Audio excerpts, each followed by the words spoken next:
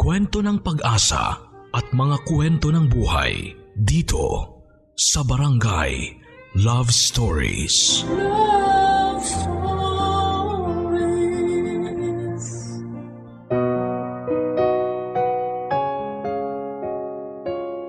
Sinasabing ang buhay ay mahiwaga at kung minsan ay matalinhaga. Gaya ng pag-ibig, madalas ay inaabot ng matagal bago makapagdesisyon ng paglagay sa tahimik.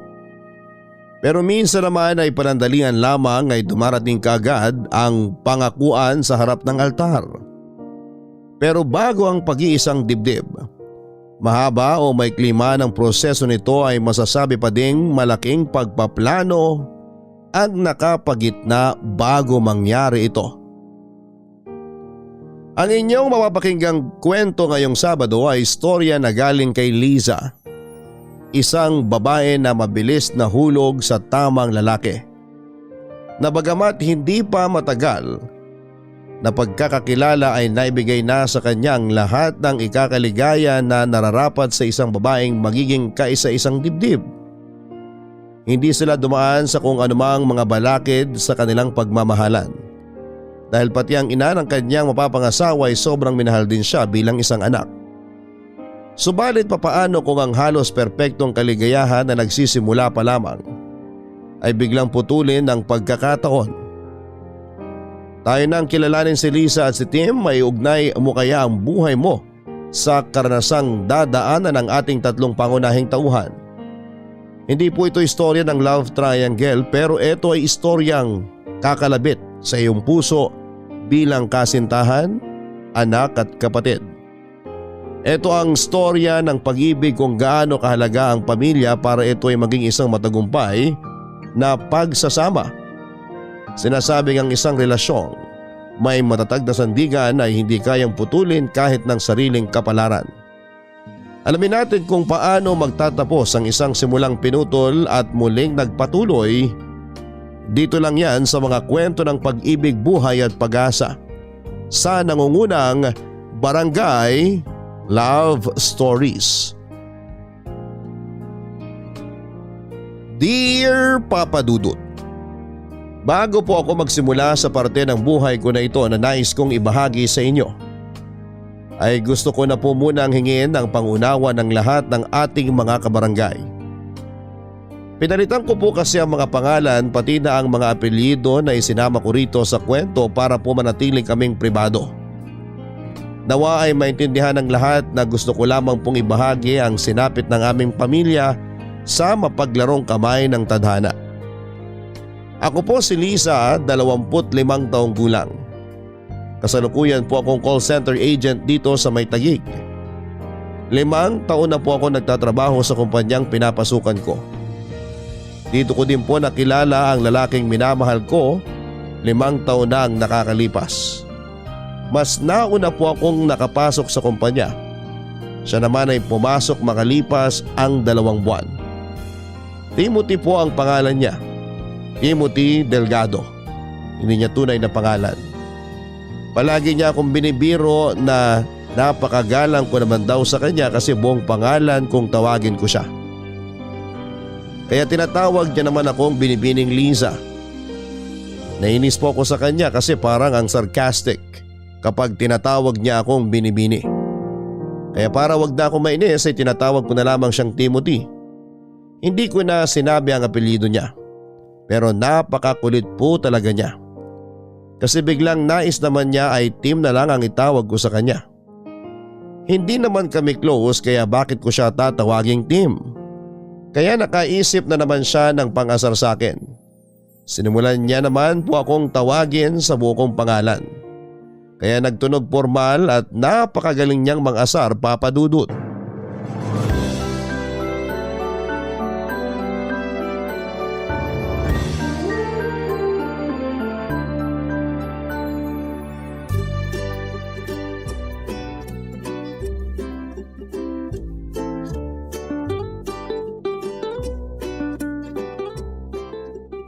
Sinabing hindi mo na ako kailangan tawaging binibini at hindi mo ako kailangang tawagin sa buo kong pangalan. Kulang na lang ipagkalat mo sa mga tao dito ang buong impormasyon tungkol sa akin eh. Hindi totoo yan. Hindi ko naman sinasabi ang birthday mo ah. Pilosopo ka talaga. Bakit? Kailan ba ang birthday mo? Sa January Lakas mo talagang mang asar, no? Tsaka na nga, umanap ka na ng kausap mo. Sandali lang. Ito naman hindi na mabiro. Sinabing hindi tayo magkabiruan. Close ba tayo? Tawagin mo na lang akong Tim. Hindi na kita kukulitin. Sige na. Please. Oo na, ang kulit mo. Anong oo na? Anong oo na ano? Uy, inaasar ako. Ang kulit mo. Oo na, Tim. O ayan, masaya ka na? Teka, anong nangyayari? Aray, yung dibdib ko. Ano ba nangyayari sa'yo? Bakit ka nakangiti? Ang puso ko. Masakit ba? Halika, pumasok tayo sa loob ng building. Dadalhin kita sa klinik. Nawawala ang puso ko. Ano bang pinagsasasabi mo dyan? Halika na sa klinik. Ang puso ko ninakaw. Ano bang sinasabi mo? Naku, nagdideliryo ka na yata. Ninakaw ang puso ko. Ninakaw mo. Ano? Ikaw ang lakas mo talagang manginis. Kaya ayaw kitang kausapin eh. Lumayo ka nga sa akin. Uy, bakit mo naman ako binatawan? Muntik tuloy akong matapilok. Bigat na ako sa pag-alalay sa'yo. Naglolo ko ka lang pala. Aalis na ako. Bahala ka sa buhay mo dyan. Sandali! Ito naman hindi na mabiro. Natuwa lang ako at sa wakas tinawag mo akong Tim. Kaya mula ngayon, Liz na ang itatawag ko sa'yo. Anong Liz? Unang-una, Liza ang tawag sa akin ng lahat. Pangalawa, hindi tayo close para bawasan mo ng isang letra yung nickname ko. Nickname na nga, pinaikli mo pa. Eh di, ako lang ang tatawag sa'yong Liz dito. Parang alam mo na, terms of End that sentence kung ayaw mong hindi na kita pansinin forever. Okay, sige po ma'am. Sarcastic ka ba? Bakit mo ko tatawaging ma'am? Estudyante ba kita? Lisa lang. Lisa, okay? Nice. So, okay na tayo ha. Liza ang tawag ko sa'yo at Tim ang tawag mo sa akin. Tara. Anong tara? Uuwi na ako, no? Sakto. Hatid na kita. Oh, huwag ka nang umindi. May dala akong sasakyan. Para di ka na mahirapan sa biyahe. Doon lang ako nakapark. Lakad pa tayo ng konti. Uy, huwag kang mag-alala. Mabuti naman akong tao. Alam mo naman yun, di ba? Yun lang yung sasakyan ko. Oh. Tara na. Ang kulit mo. Tara na nga. Gusto mo kain muna tayo sa labas? Gusto mong iwan kita dito? O sige, saka na tayo kumain sa labas. Busog pa naman ako eh. Oh, nasa na yung sasakyan mo? Ayan. Motor? Papadudot din naman po sa minamalit ko ang motor at mga nagmomotor. Nagulat lang po ako kasi hindi pa ako nakakasakay sa motor sa buong buhay ko kasi medyo natatakot ako. At ayun na po, kahit na hindi pa ako nakakasakay ng motor ay napilitan na din ako dahil iba talaga ang pagkakapursige ni Tim Papadudot. Hindi niya ako tinatantanan hanggat hindi napapapayag Papadudot. Kasi yung mga pagtataray ko sa kanya, arte ko lang naman talaga yon. Kasi una ko pa lamang siyang nakita ay parang may kilig na akong naramdaman. Feeling high school ako noon na crush yung kaklase pero kunwari ay nagtataray. Yun na yun, ang mismong pakiramdam ko. Pero syempre kahit sumakay na ako sa motor niya ay hindi ko talaga pinaramdam sa kanya na kinikilig ako Papadudot. Hindi naman siguro niya nahalata dahil sa higpit ng pagkakayakap ko sa kanya. Pero Papadudot, don't get me wrong ha.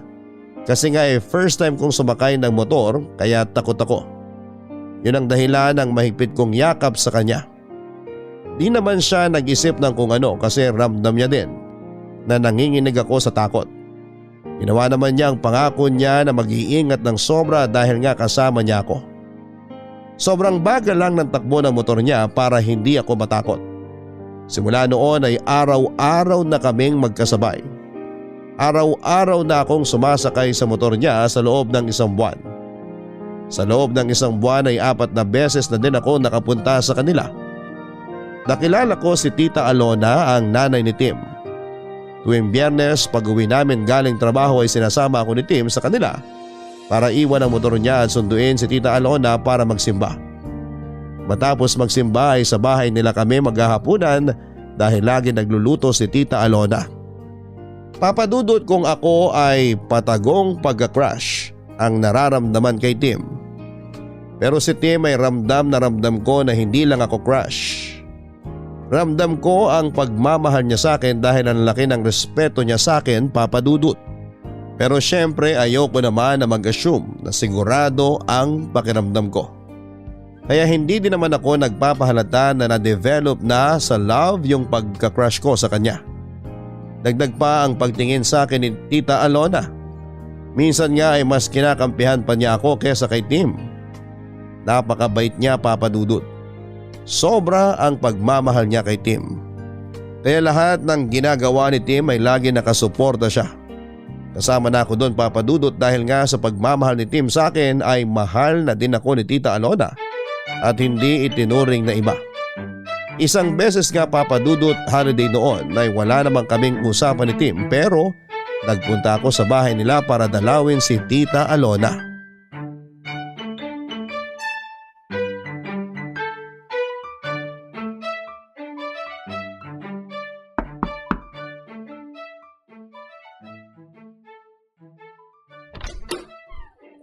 Tita, magandang tanghali po.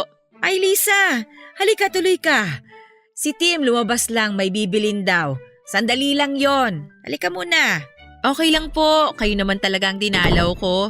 Eto po, may dala kong cookies, sugar-free po yan. Ay naku, salamat talaga at sugar-free pang pasalubong mo ha.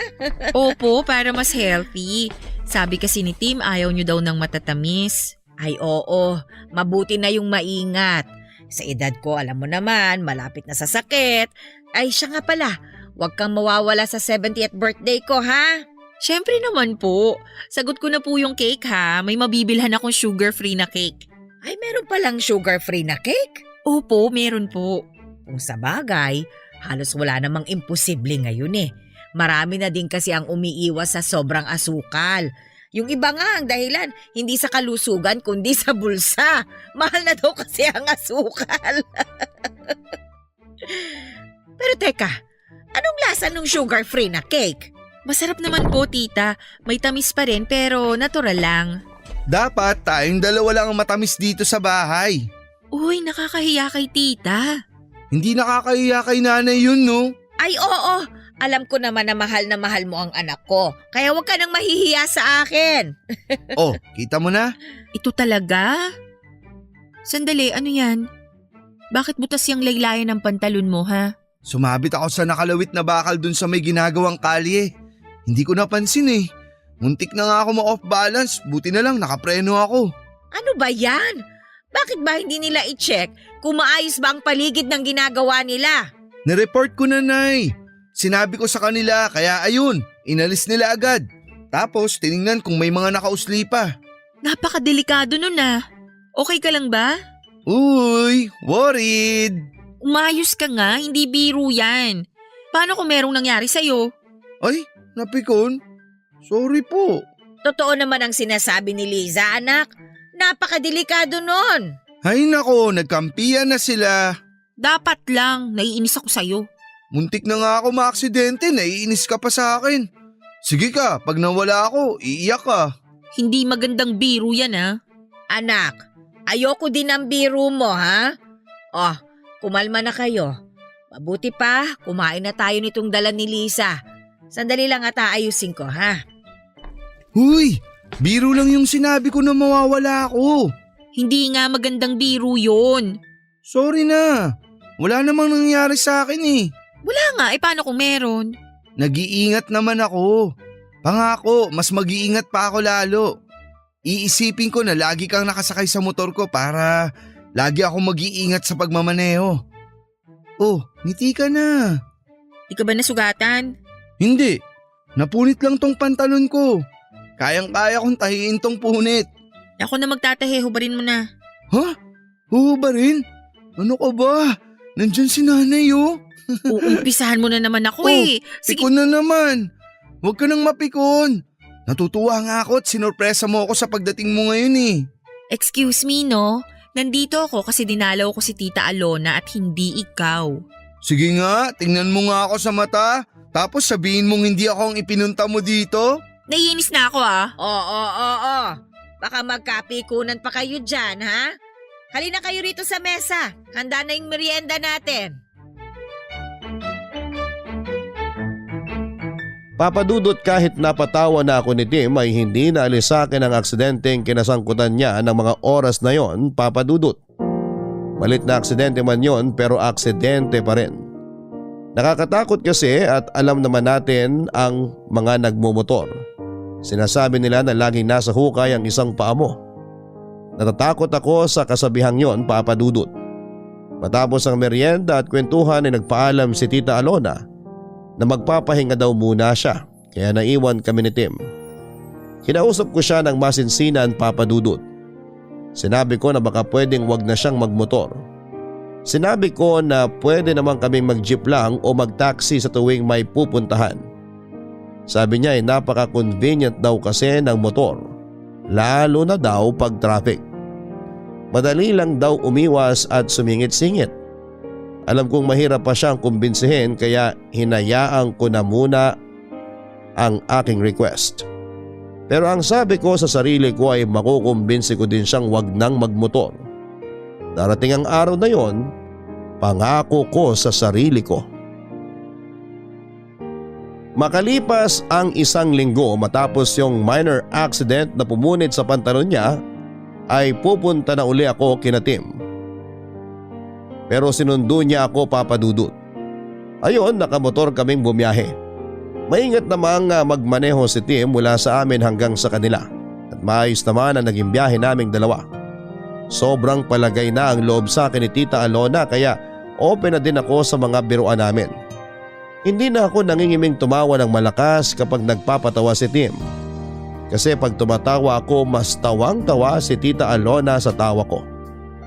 Hanggang isang beses ay tinanong ako ni Tim kung takot pa daw ako sa motor matapos ang mahigit 2 buwan ng pagsakay ko sa motor niya. Sabi ko ay medyo hindi na. Aba Papadudot, biruin ba naman ako na yung mahigpit na pagyakap mo sa akin ay hindi nadala ng takot? Nabigla ako sa tanong niyang yon at hindi ko alam ang sasabihin pero dahil hindi na ako nahihiya, kahit nadinig pa ni Tita Alona ang tanong niya ay natawa na lamang ako. Ayon, doon siya nakakuha ng pagkakataon para sabihing mahal niya ako. Papadudot, mahigit 2 buwan na rin naman kaming araw-araw magkasama kaya hindi na ako nagpakipot pa. Kahit kaharap si Tita Alona ay sinagot ko din kaagad siya. Pero hindi pa pala yon ang araw na sosorpresahin niya ako sa mga tanong niya kasi isang araw na corner niya ako sa isang tanong, Papadudot.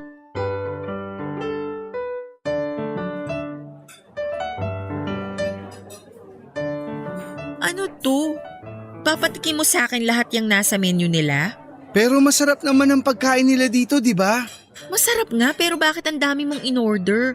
Ang hirap tuloy magpigil ng kain. Teka nga, ano bang okasyon? Mamaya ako na sasabihin. Hintayin muna natin si nanay. Ano? Dadating si tita tapos pinakain mo na ako? Ano ka ba, nakakahiya? Dapat hinintay muna natin siya. Sabi niya kasi mauna na tayong kumain. Kasi baka medyo matagalan siya ng dating. May naasikaso pa raw siya eh. Pero parating na yun. Eh basta hihintayin ko muna si tita. Mamaya ako na itutuloy yung pagkain. Anak! Ayun na pala si nanay. Sabi sa'yo parating na siya eh. Mano po, Nay? Magandang tanghali po. Mano po? Ay, kaawaan kayo ng Diyos. Naku, pasensya na kayo ha. Kanina pa talaga ako tapos dun sa inasikaso ko. Yung traffic ang nagpatagal sa akin eh. Ay, napagod ako. Sabi sa inyo eh. Bibilang ko na kayo ng sarili niyong motor para kahit traffic, pwede kayong dumaan sa mga masisikip na daan. Tigilan mo nga ako. Unang-una, sa edad kong ito, pagmumotorin mo ako? Oh, ayaw niyo nun, Nay. Ang angas ng dating niyo pag nakamotor. Ito talaga, tigilan mo na nga si tita. Ay naku, laging ganyan yan, iha. Dati nga sabi ba naman, bibilihan niya raw ako ng leather jacket para daw magmukha akong action star, para daw walang mambasto sa akin. Aba, sabihin na natin na mukha akong nakakatakot. Eh pero hindi ba mas mukha akong tanga at naka-leather jacket ako sa init ng panahon? Uy, wag mong pigilan yan. Baka kabagan ka. Tita, ayoko pong tumawa. Ay Iha, wag ka nang mahiya. Nakakatawa naman talaga eh. Hindi lang ako makatawa kasi nanunuyo itong lalamunan ko. Inom po muna kayo. Ito po, tita, oh. Ay, salamat Iha. Ayan. Ay, salamat naman at hindi natuyo ang lalamunan ko. Pwede na tayong tumawa. Ano nga ba yung tinatawanan natin? Yung tungkol po sa mukha kayong action star na naka-leather jacket sa ilalim ng mainit na araw. Sorry po. Itong anak ko na ito talaga, hindi na makabiro. Ayan ha, sinasanay ko na ang sarili ko ha. Anak, sige, sabihin mo na. Sabihin ng alin po. Liza, matagal na din naman tayong magkarelasyon. Siguro naman, pwede na tayong magpakasal. Okay ka lang? Tinatanggap mo ba ang proposal ko? Ha? Nabigla naman ako sa sinabi mo. Kung hindi ka pa handa, maiintindihan ko. Maghihintay ako. Ay, wala akong sinasabing ganyan. Siyempre, payag na payag ako. Ay nako, salamat naman sa Diyos. Pero Iha, syempre kailangan pa din namin na hingin ang kamay mo sa iyong mga magulang. Kailan ba pwede? Kung kailan po kayo pwede, tita? Ano bang tita? Nanay na ang itatawag mo sa akin. Opo. Nanay? Yun! Ang sarap pakinggan! Huwag kang ngang maingay, nakakahiya sa ibang mga tao. Bakit ba? Masaya ako eh. Mga kaibigan, ito po si Liza, girlfriend ko. Pumayag na po siya na magpakasal kami.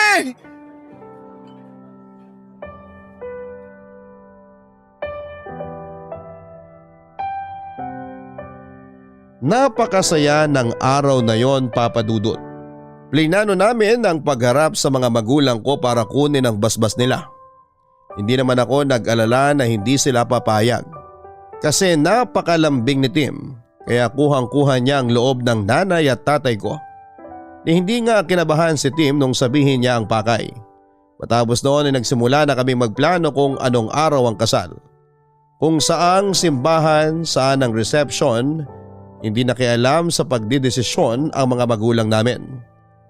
Hinayaan nila kami sa lahat ng desisyon at hindi na din kami kumuha ng wedding planner. Kasi gusto ko din na hands-on ako sa paghahanda at pag-aayos ng lahat. Pero parang ramdam ko na ako lang lahat ang nagdidesisyon. Kasi naman Papa Dudut, sa tuwing tatanungin ko si Tim, ang lagi niyang sagot ay kung saan ang sa palagay ko ay maganda. Yun din ang desisyon niya. Sa gitna ng mga pagpaplano ay binuksan ko uli ang isang hiling na sana ay mangyari. Ano ba nga ayusin natin ngayong araw? Maghihintay lang tayo ng mga tawag kung may kailangan tayong puntahan. Yung venue ng reception, hindi ba natin pupuntahan? Napuntahan na natin yun. Sabi na naman natin ang mga gusto natin. Tatawag naman sila kung may iba pang kailangang malaman. Yung pagkain, okay na ba yung mga napili natin? Kailangan kaya natin puntahan uli? Baka may dadagdag pa tayo. Pwede naman nating itawag yun kung sakaling may idadagdag. Saka yun na yung mga pagkain, kumpleto na yun. Magdagdag na lang kung may additional guest pa tayo. Nabigyan na ba natin lahat ng invitation? Baka may mga nakakalimutan pa tayo na dapat imbitahin. Nabigay na lahat. Siguro naman naimbita na lahat ng dapat. Mag-relax ka nga. Sorry, mukha ba akong tensyonado? Gusto ko kasi maayos na lahat. Para wala na tayong iisipin 1 week bago ang kasal. Okay na lahat. Iba naman pag-usapan natin. Okay. Ilan ba gusto mong anak?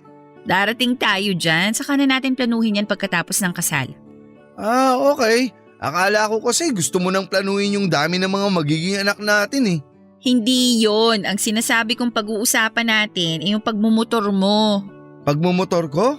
Oo. May request sana ako sa iyo eh. Ano yun? Gusto ko sana, huwag ka nang magmotor.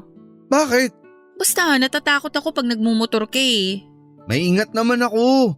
Di ba pag nakasakay ka sobrang ingat ko magmaneho? Oo nga, maingat ka. Pero paano kung yung mga kasabay mo sa kalsada ang hindi maingat? Kung yan ang gusto mo, sige. Pero pwede ba hanggang matapos na lang natin ang pagpaplano sa kasal? Hindi po pwedeng simula na ngayon? Tapusin na lang muna natin ang pagpaplano para mas madali tayong nakakapunta sa mga dapat puntahan. Pagkatapos nun, stop na ako. Sakto, si parang Bimbo gustong bumili ng motor. Pang-deliver lang daw dun sa subdivision nila. Salamat at pagbibigyan mo gusto ko ha. Siyempre naman, magpapakasal na tayo. Kaya dapat kung may kailangan na alisin at baguhin, gawin na natin. Yun lang naman ang gusto kong alisin mo, yung pagmumotor mo. Wala ka nang dapat pang baguhin. Kasi pagdating sa ugali, perfect ka na. Sobrang husband material ka. At soon, perfect padre de pamilya na. Sabi nang antayin muna nating matapos yung kasal eh. O sige, sa huling araw ng pagbumotor ko, doon na natin pag-usapan ang plano kung gaano karami magiging anak natin ha. Ikaw talaga lagi kang may sagot. Oo na nga. Yun! Magandang usapang yon, Papa Dudut. Kahit mahal niya ang motor niya ay madali din naman siyang nakapagdesisyon na hindi na siya magmumotor. Pero kailangan muna naming tapusin ang lahat ng kailangan tapusin para sa kasal bago mangyari yon. Kasama ko siya sa lahat ng lugar, sa simbahan, sa lugar ng reception, sa pagbili ng mga souvenir, pagpili ng mga kakainin at lahat ng lugar ay magkasama kami. Maliban sa isang lugar, yung paggawaan ng mga isusuot namin. Ang sabi ko kasi gusto ko isorpresa sa kanya ang itsura ng wedding gown ko.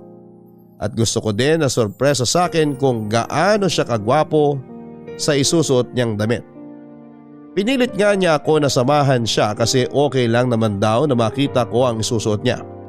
Pero hindi ako pumayag kasi gusto ko nga ay sorpresa.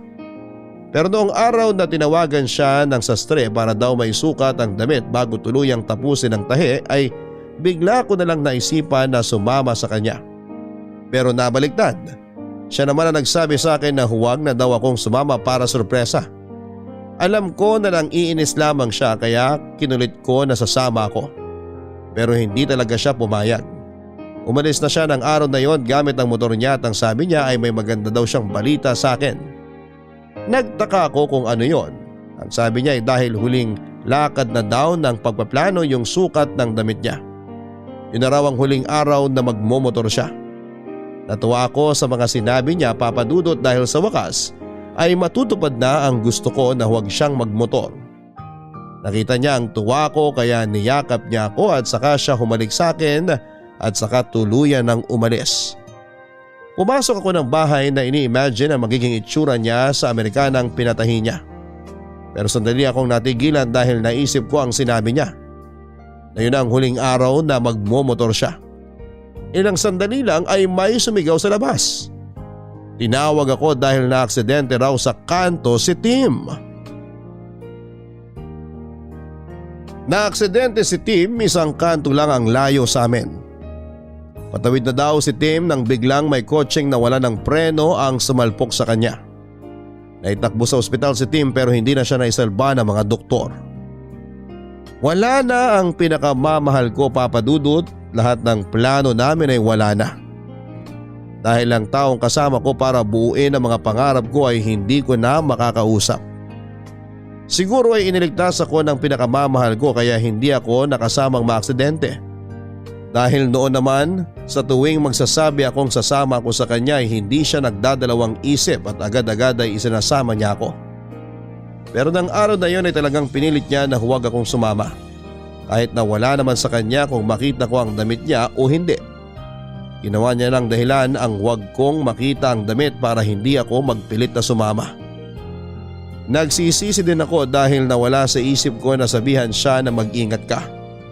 Ang damit pala na susukatin niya ay ang damit na susuotin niya sa kanyang paglisan. Masakit sa akin ang nangyari, Papa Dudut, pero nilakasan ko ang loob ko at tinapangan ang sarili ko dahil ako ang umalalay sa nanay ni Tim. Matanda na rin si Nanay Alona. Napakasakit sa kanya ang nangyari dahil si Tim ay ang kaisa-isa niyang anak. Kung maaari lang na gumawa pa ng isang Tim para hindi na mangulila si Nanay Alona ay gagawin ko. Pero hindi pwede. Ipinangako ko na lamang kay Tim na hindi ko iiwan si Nanay Alona. Lagi ko siyang dadalawin at kukumustahin. Makalipas ang 1 taon ay sabay naming dinalaw ang libingan ni Tim, Papa Dudut. Pagkagaling sa sementeryo ay hinatid ko siya sa bahay. Pauwi na ako nang makakita ako ng magkasamang nakasakay sa motor. Biglang bumalik sa akin ang lahat ng alaala namin ni Tim kapag sakay niya ako sa motor niya. Mahirap man, Papa Dudut, pero kailangan na mag-move on, ang sabi ko sa sarili ko. Sa huling pagkakataon ay sasakay ako sa motor para sa huling alaala ng pag-angkas niya sa akin. Pagkatapos noon ay susulong na ako sa susunod na kabanata ng buhay ko. Kaya naisipan kong mag-book sa isang app para sumakay sa motor at dito na nangyari ang isang bagay na napakahirap intindihin at ipaliwanag.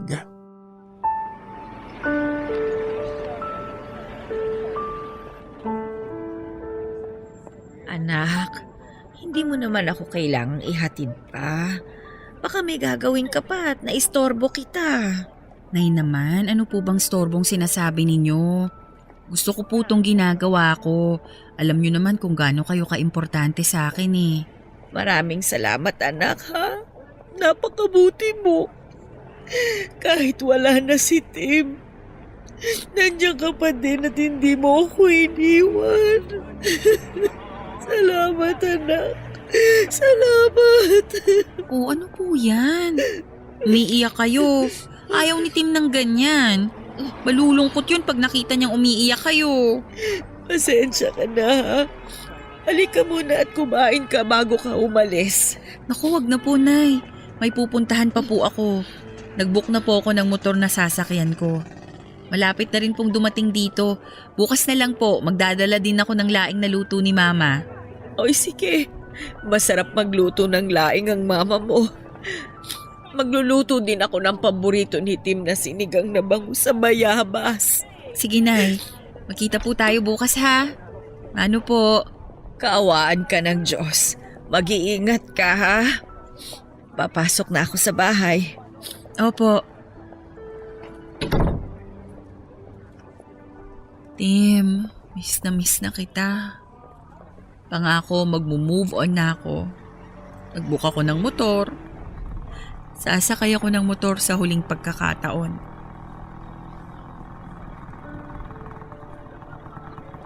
Ma'am Liza? Kayo po ba si Ma'am Liza? Ma'am, okay lang po ba kayo? Ha? Oo. Pasensya na. Nagulat lang ako sa boses mo. May kaboses ka kasi eh. Talaga po ba? Singer po ba yan? Kasi marami pong nagsasabi maganda raw ang boses ko pag kumakanta eh. Palabiro ka pala. Hindi singer ang kaboses mo. Kaboses mo yung... Hayaan mo na nga. Tara na. Ay sandali, wala po pala kayong sariling helmet. Pasensya na, di ko agad na ilabas yung helmet na para sa pasahero.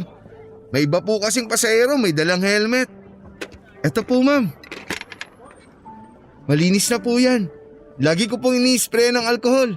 Pero sprayan ko po ulit sandali ng alcohol bago niyo isuot. Ayan. Ma'am, pwede niyo na pong isuot. Salamat.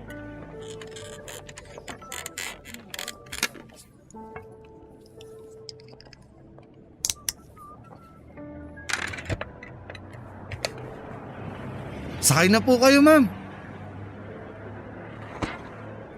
Bago po tayo umandar ma'am, check ko lang. Komportable naman po kayo sa pagkakaupo nyo? Ha? Oo, komportable naman. Salamat. Don't worry ma'am, ihatid ko kayo ng safe and sound. Maingat po ako, lalong-lalo na kung may sakay. Naalala ko yung boyfriend ko sa'yo. Napakaingat nun sa pagmamaneho ng motor. Pero yung bumangga sa kanya hindi nag-ingat eh. Ay, opo, may mga ganyan po talaga. Nakakainis yung mga kamote na yan. Kamusta na po si sir? Wala na siya. 1 taon na siyang wala. Babang luksa niya ngayon. Simula nung nawala siya, ngayon na lang uli ako sumakay ng motor. Ay, sorry po ma'am. Okay lang. 1 taon na din naman. Kailangan ko nang sumulong sa buhay ko. Sobrang bait po siguro ni sir, no? Oo. Alam mo ba, siya yung kaboses mo. Nakakatakot naman kayo ma'am. Ay, pasensya na. Hindi ko gusto na takutin ka. Sobrang nagulat lang kasi ako kanina nung tinawag mo ako sa pangalan ko eh.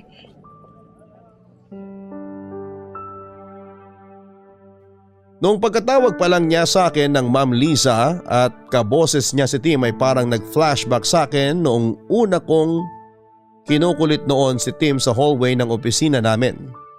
Buong biyahe kaming nagkwentuhan papadudot at para akong reporter na nag-i-interview sa dami ng tanong ko.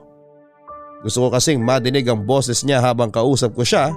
Nakapikit ako at iniisip ang mukha ni Tim na parang siya ang nagmamaneho habang nakasakay ako sa motor. Nalaman ko na graduate siya ng Bachelor of Science in Computer Science. Pero nagmamaneho muna ng motor para makaipon dahil may gusto siyang itayong negosyo na konektado sa kurso niya. Nagpa-cute pa nga siya papadudot kasi nung tinanong ko, ayaw niyang sabihin kung anong negosyo ang itatayo niya. Huwag na daw muna kasi baka maudlot. Ewan lang kung bakit ba naitanong ko sa kanya kung may asawa na siya. Sinagot niya naman na wala. May kasintahan daw siya dati kaso ay hindi rin sila nagtagal. Ayon sa kanya ay hiniwalayan siya dahil wala daw siyang oras para sa relasyon nila. Ayun nga, tuloy-tuloy ang kwentuhan namin sa buong biyahe. May mga tanong ako at sagot siya na nagkakatawanan pa kami na parang ang tagal na naming magkakilala. Papadudot, hindi naman sa defensive ako pero gusto ko lang talagang madinig ang boses niya. Kaya nakipagkwentuhan ako sa kanya kasi hindi ko naman masasabi kung makakausap ko pa ulit siya o kung may makakausap pa ako na kaboses ng boyfriend kong si Tim. Siguro pagkakataon na lang uli ang gagawa ng paraan kung magkikita at magkakausap pa uli kami. Malapit na akong buwaba at halos lahat na itanong ko na sa kanya maliban sa pinakaimportante ang kanyang pangalan. Hindi ko kasi nabasa yung pangalan niya sa app kasi wala ako sa wisyo noong nag-book ako. Noong matanggap niya yung booking ay itinago ko na kaagad ang phone ko. At habang nasa biyahe ay hindi ko naman makuha ang phone ko sa bag ko kasi kinakabahan ako papadudot. Pagbaba ko ng motor at bago ko pa man may tanong ang kanyang pangalan ay nakiusap na siya na kung pwede raw ay makiinom para daw hindi na siya bibili ng tubig at matipid niya ang budget niya sa araw na yon. Niyaya ko siyang pumasok sa bahay pero nahiya siya at doon na lang daw siya maghihintay sa labas. Siyempre hindi ko na siya pinilit pa. Agad akong pumasok sa bahay para kumuha ng tubig. Sakto may bottled water pa ako na hindi nabubuksan sa ref. Paglabas ko ay saktong tinanggal niya ang helmet niya. Nang iabot ko na ang tubig ay tinanggal niya naman ang suot niyang mask. Doon ko unang naramdaman ang halo-halong emosyon. At hindi ko alam kung papaano ipapaliwanag yon.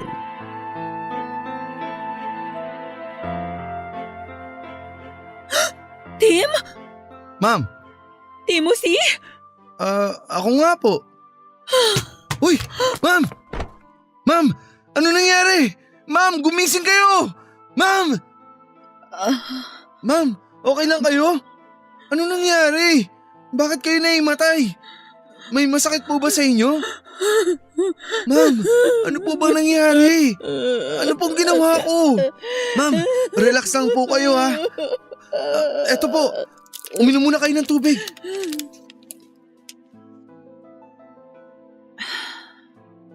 Okay na kayo, ma'am? Kalmado na po ba kayo? Oo. Okay po. Bakit po kayo naimatay? Ano po bang nangyari? Para kayong nakakita ng multo eh. Yung binigay niyo pong tubig, napainom ko din tuloy sa inyo. Joke lang po. Pinapatawa ko lang kayo. Tim? Ikaw ba talaga yan? Opo. Ako nga po. Yun din po yung pangalan na nakalagay sa app. Bakit po parang ngayon nyo lang na-realize yung pangalan ko? Hindi ko tinignan ang pangalan mo sa app kanina. Sobrang lalim ng iniisip ko eh. Ang nakita ko lang yung numero ng plaka ng motor mo. Bakit po gulat na gulat kayo na Timothy ang pangalan ko? Paano nyo rin po nalaman na Tim ang nickname ko? Ay, wag nyo na pong sagutin yung huling tanong. Obvious naman po kasi na kaya Tim dahil Timothy ako. Pasensya na po kayo ha. Pinapatawa ko lang kayo para ma-relax kayo. Tim, naguguluhan na ako. Mas naguguluhan ako, ma'am. Ano po bang nangyayari? Hindi mo ba talaga ako kilala? Hindi po. Ngayon ko lang po kayo naisakay. Timothy Delgado? Ano po? Ikaw si Timothy Delgado. Hindi po. Timothy Garcia po ako. Nakakatakot naman kayo, ma'am. Napagkamalan niyo ako yung kakilala niyong Timothy. First time niyo lang po bang nakadinig ng may kapangalan? Joke lang po. Hindi lang sa pangalan eh. Hindi ko alam kung paano ko ipapaliwanag sa'yo. Sige po, ma'am. Makikinig po ako. Pwede bang samahan mo ako pabalik kung saan mo ako sinakay? Okay lang po sana, ma'am. Kaso, may schedule pa po ako ngayon eh. Baka malate po ako ron. Nagdadrive din po ako ng rent-a-car. May ihatid po ako sa Pampanga. 5 PM po yun, kaso may nakuha pa po akong isang pasahero sa motor bago ako umuwi. Pasensya na, ma'am ha. Hindi po sa nagdadahilan ako. Alam ko na. Kunin ko na lang po ang number nyo. Kontakin ko po kayo bukas pagbalik ko dito sa Maynila.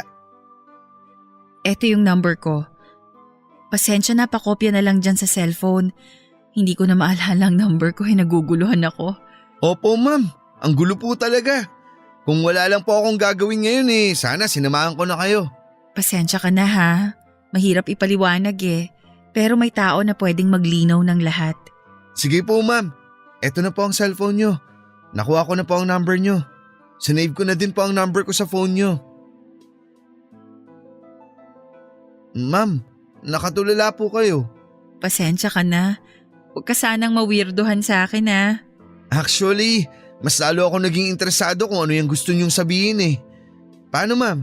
Kailangan ko na pong pick upin yung pasahero ko. Sige po, Ma'am Liza. Lisa na lang please. Lisa na lang ha, tanggalin mo na din yung po. Okay, sige, alis na ako. Mag-iingat ka. Salamat. Bye, Liz.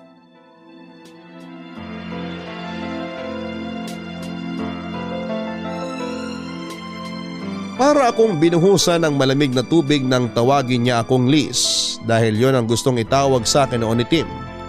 Pero hindi ko siya pinayagan.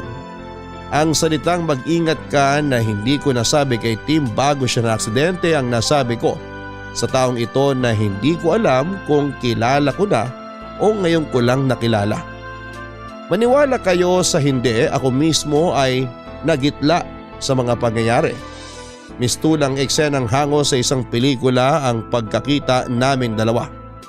Sadyang ayaw magpatalo ng utak ko at patuloy na iniisip nito na guni-guni ko lamang yung nangyari. Hindi totoo. Pero mali ako, mas totoo pa ito sa inaasahan ko. Gulong-gulo ako papadudot at kinabukasan ay tinignan ko ang aking telepono. Tinignan ko kung nandun ang numerong nilagay ng mahiwagang lalaking yon. Nandun nga papadudot. Ibig sabihin ay hindi pa naginip ang nangyari. Nahihiya akong tumawag kaya nag-text na lamang ako. Kinumusta ko siya at hinintay ko ang sagot niya. Pero hindi ito sumagot kaagad at ilang sandali ay biglang tumunog ang cellphone ko. Nag-reply na pala siya sa text. Humingi siya ng pasensya na natagalan siyang sumagot kasi kauuwi niya lang. Willing daw ito na pumunta kung papupuntahin ko. Kaya binigay ko ang address ni Nanay Alona at sinabing magkita kami doon ng tanghali. Matapos kong mag-ayos ay pinuntahan ko na si Nanay Alona. Nung una ay inalo ko muna siya at kinumusta saka ko tinanong kung may kapatid nga ba si Tim. Ganoon na lamang ang pagkabigla ni Nanay Alona sa tanong ko. Napaluha siya at ikinuwento sa akin ng isang lihim na ayaw na sana niyang maalala. Hindi na nakilala ni Tim ang kanyang ama dahil noong nagbuntis si Nanay Alona ay madalas na ang pagtatalo nila. Sa isang probinsya sa Visayas na katira noon si Nanay Alona, ang kanyang pag-aasawa ay isang arranged marriage kaya hindi maganda ang pagsasama nila. Pinantaan siya nito na matapos niyang ipanganak ang ipinagbubuntis ay kukunin niya ito at ilalayo. Pero bago pa man nakapanganak si Nanay Alona ay naghiwalay na sila hanggang dumating ang araw ng kanyang panganganak. Sa bahay siya nagsilang sa tulong ng kanyang kapatid at laking gulat ng kapatid niya nang makitang may isa pang sanggol. Kambalang pinanganak ni Nanay Alona. Napakasaya ni Nanay Alona at pinangalanan niya ang kambal na Timothy at Tomas. Hindi na nagparamdam ang kanyang asawa at naging maayos naman ang buhay ng mag-iina. Napabinyagan niya ang mga bata, malulusog ang mga ito. Ang unang taon ng karawan nila ay abala si Nanay Alona at kapatid niya sa paghahanda. Ang kapatid ni Nanay Alona ang gumagawa ng mga ginupit na letra para idikit sa pader. Nakadikit ang maligayang karawan Timothy at kulang pa ang mga nagawa kaya kasalukuyan niyang ginugupit ang ilang pang letra. Nabubuo naman ng salitang at Tomas. Nang utusan ni Nanay Alona ang kapatid na bumili ng gulay dahil kinulang ang sahog para sa pansit. Umalis ang kapatid bitbit si Timothy para pumunta sa palengke. Naiwan sa bahay sina Nanay Alona at Tomas. Nasa kuna si Tomas sa may sala nang balikan ni Nanay Alona ang niluluto. Nang biglang dumating ang asawa niya. Kinuha nito ang bata at itinakas. Sa bilis ng mga pangyayari ay hindi na malaya ni Nanay Alona na nakuha na pala si Tomas sa kuna. Wala na nang naabutan si Nanay Alona. Naguluhan siya at pilit na inintindiang nangyari kung paanong biglang nawala si Tomas sa kuna. Hinanap ni Nanay Alona si Tomas at sinubukan niyang lumabas ng bahay nang dumating ang isang nagmamadaling kapitbahay upang sabihin na kinuha ng dating asawa ang anak niya. Nadurog ang puso ni Nanay Alona ng panahon na yon. Palibhas ay hindi alam ang gagawin kaya hindi niya alam kung paano mababawi ang anak hanggang sa lumipas ang panahon.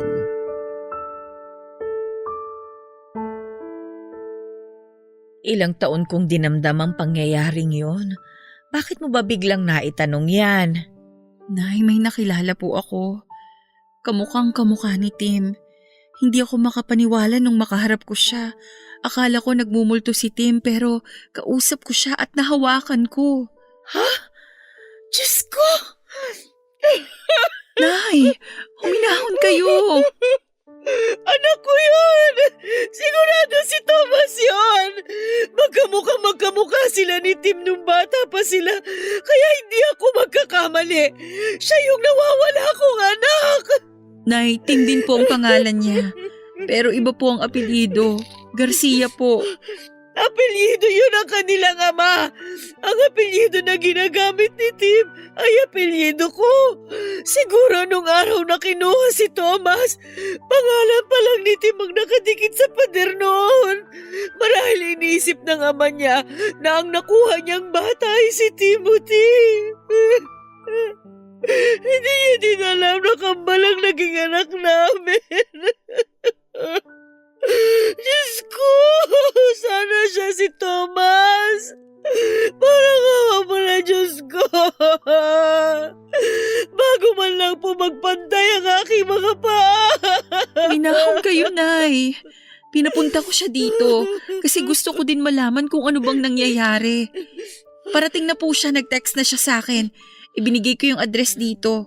Alam na niya ang lugar na to kasi dito niya ako sinundo ng motor kahapon. Tao po!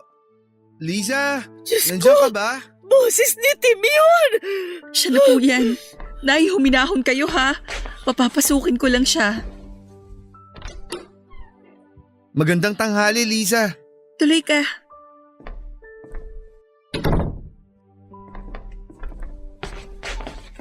Ay, magandang tanghali po, Nay. Diyos ko! Anak ko! Po? Anak! Ako ang nanay mo! Kinuha ka sa akin ng tatay mo noong 1 taon ka pa lang! Ano po? Ikaw si Thomas! Kakambal mo si Timothy! Thomas ang totoo mong pangalan, anak! Naguguluhan po ako. Anak! Patawarin mo ako! Hindi kita naipaglaban. Bigla ka kasing kinuha ng tatay mo at hindi ko alam kung saan ko siya hanapin noong mga panahong yun. Pero kahit ganon, hindi ako tumigil sa paghahanap sa'yo. Alam na kakambal mo ang tungkol sa'yo. Ikinuwento ko ang nangyari, kaya siya man ay hinahanap ka rin.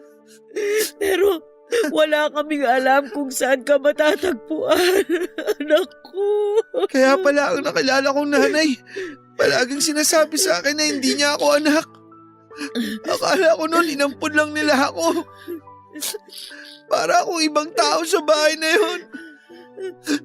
Gusto kong malaman ang totoo pero sa tuwing tatanungin ko si tatay, nagagalit siya at sinasaktan niya ako.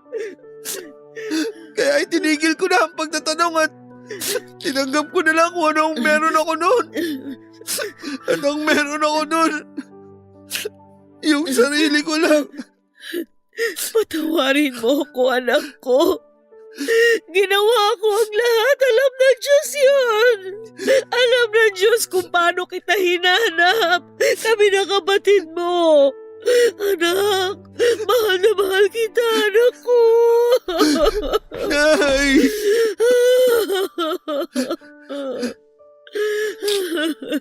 Salamat, Liza. Salamat din at pinigyan mo ako ng dahilan para makausad. Anong ibig mong sabihin? Saka ko na ipapaliwanag. Ang importante ngayon, nakita na kayo ng tunay na nanay mo. Nasaan na pala ang kapatid ko? Anak, wala na siya. Naaksidente siya sa motor nung 1 taon. Oh? Ay, oo nga pala. Nakalimutan ko. Nabanggit nga po pala yun ni Liza nung una kami nagkita. Huwag ka nang malungkot. Siguro, masaya na siya ngayon kasi nakita na kita sa wakas. Bukas kung wala kang gagawin, puntahan natin yung puntod niya. Sige, gusto kong pumunta doon. Salamat, Liza. Hindi na ako sasama bukas, ha? Magluluto ako ng pansit. Yun ang handa ninyo nung unang kaarawan nyo. Pero hindi mo na natikman.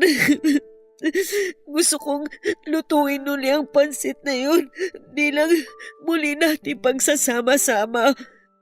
Dahil nabuhay muli ang kapatid mo dahil sa'yo. Hindi lang ikaw ang bumalik sa akin, anak. Pati si Timothy.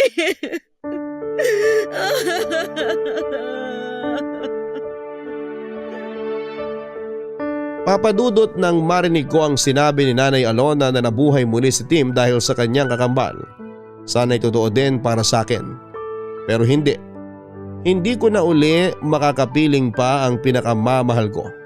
Pero para kay Tim ay tatanggapin ko na lamang ang lahat ng nangyari. Oras na nga talaga ng pag-move on. Nakakalito, Papadudot, kasi pareho sila ng pangalan pero hindi na siguro kailangan na magpalit pa ng pangalan si Timothy para ibalik sa Thomas ang pangalan niya. Kasi yun na din naman ang kinalakhan niya. Sa mga papel na pinagawa ng tatay niya para sa kanya ay puro Timothy ang nakalagay na pangalan. Saka isa pa ay okay na din at Tim din ang pangalan niya. Parang nandyan pa din si Tim ko. Don't get me wrong, Papadudot, ha. Sabi ko nga ay naka-move on ako. Pero ayoko namang totally kalimutan si Tim. Sa bahay na ni Nanay Alona nanirahan si Tim dahil napakahabang panahon ang nawala sa kanilang dalawaan na magkasama. Kaya kailangan nilang habulin ang mga panahon na nangulila sila sa isa't isa. Masayang masaya ako dahil bukod sa akin ay naka-move on na din si Nanay Alona. Oo, wala na nga ang boyfriend kong si Tim pero buhay na buhay siya sa lahat ng aspeto sa katauhan ng kapatid niyang si Thomas o Timothy. Dahil nga doon ay nakatira si Timothy kay Nanay Alona at dahil madalas ko pa din dinadalaw si Nanay Alona ay madalas din kaming magkasama at nagkwekwentuhan. Papadudot, para kaming soulmates dahil ang gaan ang loob namin sa isa't isa. Ayoko maging unfair, ayokong isipin na kaya ako close sa kanya dahil nga si Tim pa din ang nakikita ko. Kasi habang tumatagal ang panahon, kahit pala sila kambal ay may mga pagkakaiba din pala sila. Pareho sila ng sense of humor pero si Tim ay pag seryosong topic ay nagiging seryoso. Si Timothy ay iba. Kasi para sa kanya pag seryoso ang topic ay pinipilit niyang hanapan ng paraan para maging magaan ito. Ayaw niya daw ng mga nakakalungkot. Kasi halos buong buhay niya ay malungkot na. Kaya ayaw niyang nakakakita ng nalulungkot. Papadudot na kumbinsin na rin namin ni Nanay Alona si Timothy na huwag nang magmotor. Dahil nga hindi maganda ang nangyari kay Tim dahil sa motor. Sinuportahan din ni Nanay Alona ang negosyong pangarap ni Timothy. May computer shop na siya. All around ang shop mula repair hanggang sa pagpuprogram at kung ano-ano pang may kinalaman sa computer, kaya ni Timothy. Kampante kami sa mga ginagawa namin, Papa Dudut. May tinatawag kaming relax day, yun ang araw ng day off ko, na kung saan ay araw din na sarado ang shop ni Timothy. Okay naman ang mga paglabas-labas namin para kumain at mag-aliw hanggang isang araw.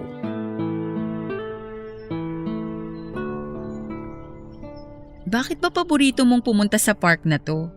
Alam mo, sa totoo lang, hindi ko rin alam.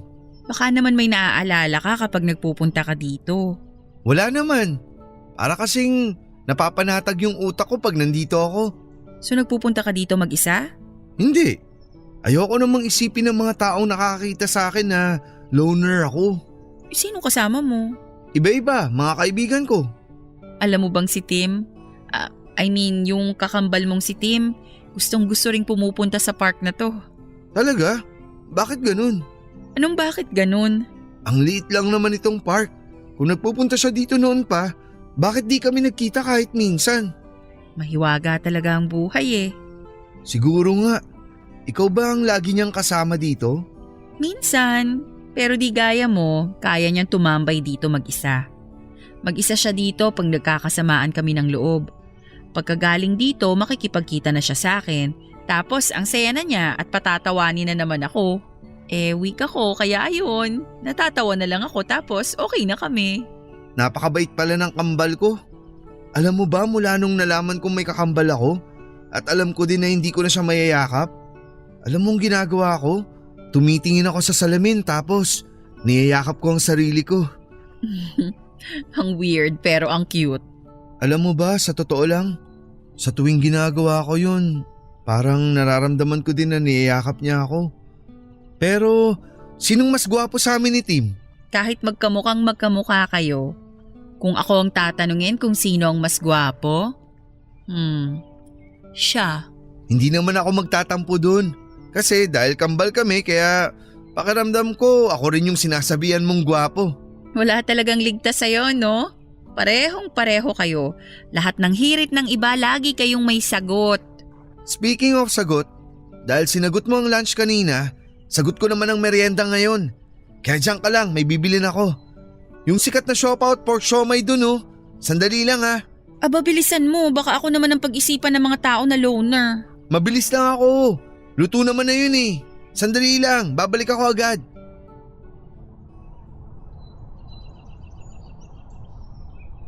So, ikaw yung pinalit sa akin? Ha? Ako bang kausap mo, miss? Di pa ba obvious? Sa'yo ko nakatingin, diba? Natakot ako bigla eh. Baka kasi may nakikita ka na hindi ko nakikita. Pilosopo ka. Yan ba napulot mo kay Tim? Sandali, miss ha? Kasi medyo nakakagulat ka. Bigla ka nalang nagsasalita dyan. Hindi ka man lang nagpapakilala. Girlfriend ako ni Tim. Teka lang ulit, miss ha? Girlfriend? Ang alam ko, walang girlfriend si Tim. Wala na nga kasi inagaw mo siya. Sandali nga. Writer ka ba? Ang dami mong naiisip eh. Sinong inagaw? Sinong nang agaw? FYI, miss ha, wala akong inaagaw. Teka. So ikaw pala yung ex ni Tim. Hindi pa official na ex. Ano pang kailangan para maging official? Pirma ng prinsipe ng Dubai? Pwes, sorry. Di niya mapipirmahan kasi busy siya. Ang lakas mo mang asar ha? Sandali nga. Bigla kang lalapit dito tapos may topic ka na agad? Ibig sabihin kanina ka pa nakikinig dyan? Anong nakikinig? Nadinig ko lang. Malaking diferensya nun. Nakikinig o narinig, pareho lang yon. Pinakinggan mo pa din. Tsaka sino ka ba? Hindi ka muna nagpakilala. Hindi na importante yung pangalan ko. Ang pinag-uusapan natin dito, yung pangaagaw mo. So ayaw mong sabihin ang pangalan mo? Huhulaan ko na lang. Dahil nakikinig ka sa usapan ng may usapan, I therefore conclude na ang pangalan mo, Marites. Kanino ka pa? Lorena! Oh, so Lorena palang pangalan mo. So, ngayon alam mo na. Anong ginagawa mo dito? Bakit? Sa inyo ba tong park para pagbawalan mo akong pumunta dito? Siya ba? Siya bang pinagpalit mo sa akin? Tumigil ka nga. Huwag kang mag-eskandalo dito. Nakakayayang ginagawa mo. Si Liza to. Kaibigan ko siya. O paano? Maiwan ko na kayo ha? Pag-usapan niyo yung problema niyo. Huwag niyo na akong idamay. Liza, sandali! Saan ka pupunta? Kinakausap na kita! Huwag ka nga maingay, nakakahiya! Halika na, ihatid na kita! Doon na tayo mag-usap sa inyo. Iniwan ko silang dalawa, Papa Dudut, at hindi ko alam kung dahil ba sa ayaw kong madamay sa gulo nila o dahil noong sabihin ni Timothy na magkaibigan lamang kami. Hindi ko alam kung ano yung nararamdaman ko noon doon ko na-realize na nahuhulog na pala ang loob ko kay Timothy. Pero hindi po pwede. Pinilit kong tanggalin yung pakiramdam sa isipan ko. Kaya yon, dumalang na ang pagpunta ko sa bahay nila ni Nanay Alona. Kung pupunta man ako ay kakapustahin ko lamang si Nanay Alona at saka aalis na kaagad ako. Hindi na rin ako sumasama sa mga imbitasyon ni Timothy. Bisi-bisihan ako lagi, Papa Dudut. Natatakot kasi ako. Alam ko naman na walang masama kung maging kami. Hindi naman sa tinutuhog ko ang kambal pero wala naman din ang boyfriend kong si Tim kaya pwede na akong umibig muli. Pero ganun pa man ang isip ko ang pinaglalabanan ko. Oo nga, pwede na akong umibig pero hindi kay Timothy nakakambal ni Tim. Walang masama pero kailangang pigilan ko ang nararamdaman ko. May hangganan talaga ang lahat ng bagay, Papa Dudut. Dumating ang panahon na kailangan nang magtapos ang pagkakaibigan namin ni Timothy. Dumating na rin ang dikta ng aking damdamin na kailangan ko nang mag-asawa at umusad na sa buhay, Papa Dudut. Yung trahe de boda ko na pinatahi noon ay hindi na din naman nasayang. Dahil yun na rin ang isinuot ko nitong kinasal ako. Bagamat alam ng aking mapapangasawa ang story ng damit na yon ay masaya naman siyang pumayag na yon ang suotin ko. Hanggang dyan na lang po, Papa Dudut. Salamat sa pagbibigay ng oras sa aking sulat. Ang inyong forever kapuso at kabarangay, Mrs. Maria Elizabeth May Delgado Garcia. Deja vu pa bang matatawag ang lahat ng pinagdaanan ni Liza? Mula sa malungkot na pangyayari ay natapos pa din ng masaya. Sabi nga ay mapaglaro daw ang tadhana pero siguro kung pipilitin mong gawing positibo ang isang negatibong bagay, ay ililiko at ililiko pa din ang tadhana ang katapusan para maging masaya. Kaya anuman ang nangyayari, huwag tayong mawala ng pag-asa. May pagsubok man, tuloy pa rin ang buhay. Hanggang sa muli, ako po ang inyong si Papa Dudut sa mga kwento ng pag-ibig, buhay at pag-asa sa Barangay Love Stories number 1. Mga kwento ng pag-ibig, kwento ng pag-asa at mga kwento ng buhay dito sa Barangay Love Stories. Love Stories Forever. Nagustuhan ng iyong napakinggan? Ituloy yan via live stream sa www.gmanetwork.com/radio. Kabarangay, i-share mo ang iyong barangay love stories. Sabay-sabay nating pakinggan ang iyong kwento ng pag-ibig, buhay at pag-asa. Ipadala lang sa barangaylovestories@yahoo.com.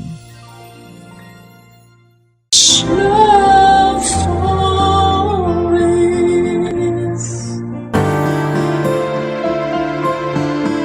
Pamilya ang takbuhan natin sa panahon ng pangangailangan. Kaya nga importante na magkaroon tayo ng maayos na relasyon sa bawat miyembro ng ating sambahayan upang may maasahan tayong suporta sa kagipitan. Ikaw, kabarangay, gaano mo kamahal ang pamilya mo? Dear Papa Dudut, noong nabubuhay ang tatay ko ay lagi niyang sinasabi na hindi naman daw mawawala ang mga dagok o pagsubok habang patuloy tayo naglalakbay sa mundong ito. Ibig sabihin, parte ng pang-araw-araw nating buhay ang mga problema. May ugali noon si tatay na para hindi tuluyang malugmok ay tinuturing niyang oportunidad ang bawat problemang nararanasan namin. Na meron daw siya ritong matututunan at mas mapapatatag nito ang kanyang sarili. Hindi rin daw yon pang matagalan at may katapusan. Nang tumanda na ako ay mas naintindihan ko ang kahulugan noon, lalo na noong mga panahong ako naman ang dumaan sa matinding dagok ng buhay ko. Bago ko umpisahan ang pagkukwento ay pabati muna ng isang mapagpalang tanghali sa inyo at sa mga kabarangay natin. Matatawa ba kayo kung sasabihin kong Barangay LS ang tinuring kong kaibigan noong mga panahong pakiramdam ko ay nag-iisa ako sa buhay? Kapag nakakapakinig ako ng mga kwento sa Barangay Love Stories at tuwing naririnig ko ang mga payo sa mga kabarangay natin sa letter sender ay nababawasan ang lungkot na nararamdaman ko. Matagal ko nang pinakikinggan ang Barangay Love Stories, pero ngayon lamang ako naglakas ng loob na sumulat. Tawagin niyo na lamang ako sa pangalang Desiree, taga Iloilo pero tubong Pasig. 30 years old, pangalawa sa 5 magkakapatid. Magsisimula ang lahat noong 24 years old ako at nagtatrabaho bilang manager sa isang kilalang fast food chain dito sa Pilipinas.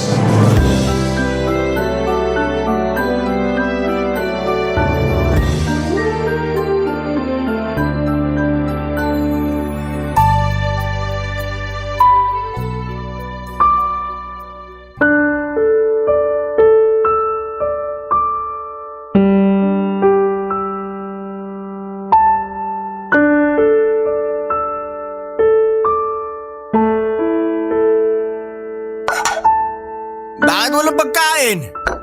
Peste naman. Nagugutom na ako. Hoy! Bakit di niyo ako tinirhan ng pagkain? Kuya Jed, lasing ka ba? Nako, hindi ah. Nakainom lang ako. Sinasamantala mo talaga na wala rito yung mag-ina mo kaya todo inom ka kasama mga barkada mo. Tapos uwi ka rito nagwawala. Nagugutom kasi ako. Gusto kong kumain. Bakit kasi walang makain sa pesting pamamahay na to? Meron naman, may cup noodles doon. Yun na lang kainin mo. Ayoko nga. Pagkain ba ng tao yun? Sira ulo ka na talaga. Anong sabi mo? Kuya mo pa rin ako. Alam ko yun, pero kung umasal ka parang daig mo pang bunso natin. Tsaka, huwag ka nga sumigaw dyan, baka magising si nanay. May sakit pa naman yun. Ano bang ingay yan, Jed? Gabing-gabi na ang taas pa ng boses mo. Mamaya ireklamo tayo ng mga kapitbahay natin. Hindi yan ay. Sila irereklamo ko. Subukan lang nila. Ano bang pinagsasasabi mo? Basta yun na yun. Bingin nyo naman eh. Lasing na naman po yan si kuya. Sinabi nang hindi nga ako lasing eh. Nakainom lang pero… Ay! Mahabagin! Jed! Tumayo ka nga dyan sa sahig, bata ka! Di na po ako bata. 27 years old na ako, Nay. Pero isip bata ka pa rin kahit matanda ka na. Hala! Nagdudugo na mo! Malamang tumama yan sa kanto ng upuan. Naku naman! Ay, anak! Huwag ka nang tumunga nga dyan. Ikuha mo ng bulak at gamot tong kuya mo para sa sugat niya. Sige po, Nay. Malayo yan sa bituka. Pwede ba tumigil ka na nga dyan? Desiree, ang tagal mo naman! Dali-dalian mo! Aba! Ito na po yung medicine kit, Nay. Ay, anong gagawin ko dyan? Ipaglagay mo ako ng gamot sa bulak. Sige po. Ano ba yan? Lahat kailangan sabihin sa'yo ay kita mo na ngang may sugat ang kuya mo? Hindi ko naman po kasalanan kung bakit siya may sugat kaya wag po kayong magalit sa akin. Ah, basta! Akin na yung bulak! Dali! Ay, Jed, nak! Masakit to, ha? Hihipan ko na lang para di masyadong mahapde. Oh. Aray ko, Nay! Aray ko naman! Ay, huwag ka ngang malikot. Baka malagyan kong mata mo. Ayoko na po niyan. Ang sakit-sakit kaya. Ikaw na nga ginagamot ni nanay, ikaw pang may ganang gumanyan? Ano bang problema mo, ha? Bakit lagi ka nalang may sinasabi sa lahat ng ginagawa ko? Paano? Di ka naman gumawa ng matino kaya malamang may masasabi sa'yo. Nay, awatin niyo ako kasi masasampal ko na tong si Desiree. Tumigil na kayo! Mali naman na pinagsasalita mo siya ng ganyan. Kuya mo pa rin siya. Wala naman po akong ginawa sa kanya, nagsabi lang ako ng totoo. Kahit na, hindi ka na lang sana nagsalita. Kita mong lasing yung kuya mo. Minsan hindi mo rin ginagamit kokote mo eh. Ano na? Naghihintay ako ng sorry mo. Sorry, kuya. Yan, ganyan nga. Tandaan mo kasi na ako pa rin ang kuya mo. Kaya dapat igagalang mo ko kahit na manager ka dun sa pinagtatrabahuhan mo. Tama na yan. Matulog ka na lang, Jed.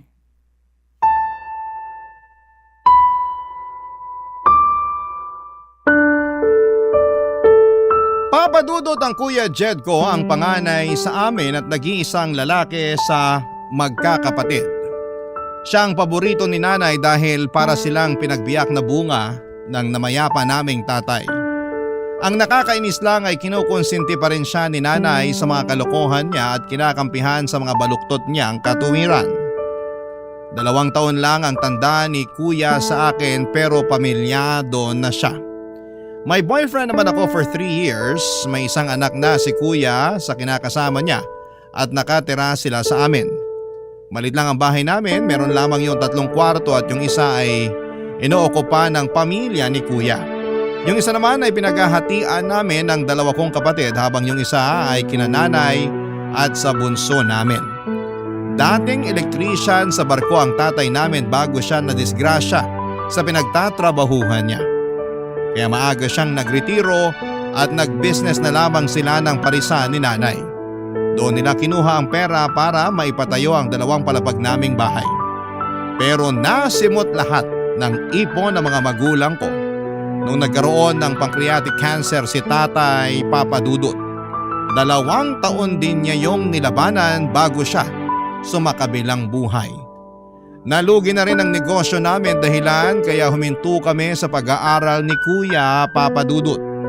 Mula noon ay nagsimula na kaming magtrabaho. Ako bilang serbidora sa fast food sa Pasig at si Kuya naman bilang warehouse staff sa isang planta sa Rizal. Pero nag-working student ako noong kumikita na ako ng pera at nakapagtapos naman ng kolehiyo. Tapos itinuloy ko na magtrabaho sa fast food chain na pinapasukan ko at doon na nagsimula ang training ko para maging isang manager.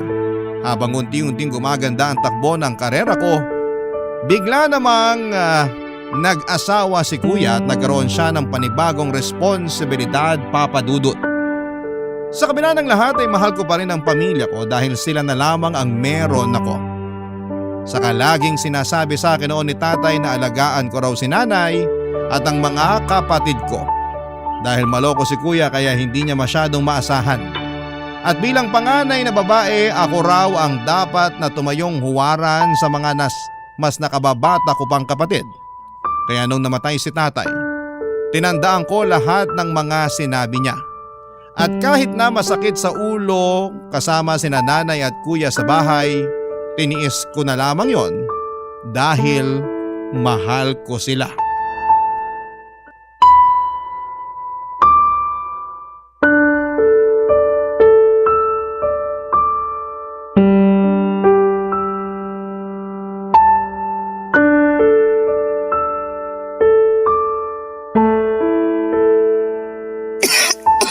Kuya naman!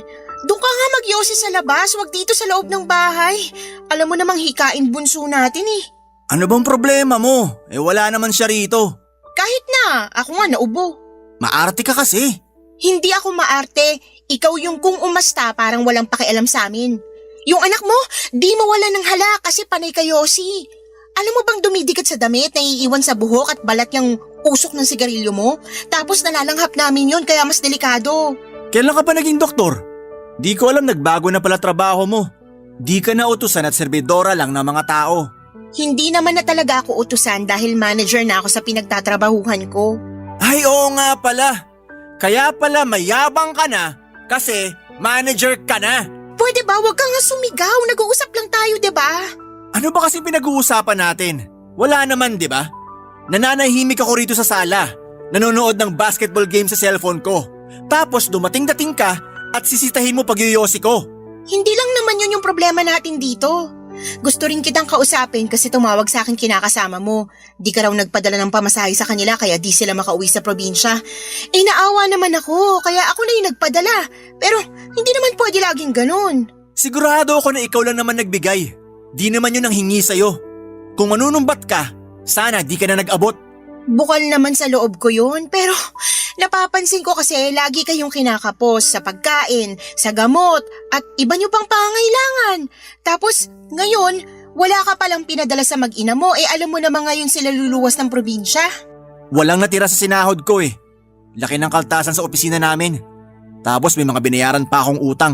Bakit may pambisyo ka kung wala na palang natira sa sahod mo? Nilibre lang ako ng mga kaibigan ko. Maniwala sa'yo. Galante ka sa ibang tao pero sobrang kuripot mo naman sa amin, pati sa pamilya mo. Alam ko na ikaw na naman yung naglabas ng pera at gumastos sa inuman nyo nung isang araw, pati na rin kagabi, kaya wala kang pera. Ano ba kasing pakialam mo kung saan ko ginagastos pera ko? Pera ko yun, hindi yun sa'yo. Tsaka, kapal naman ang mukha mo ang pakialaman pati pagbibisyo ko eh. Wala ka namang ambag. Tsaka ka na magsalita kung ikaw na tumutustos sa pang-alak at pang-yosi ko.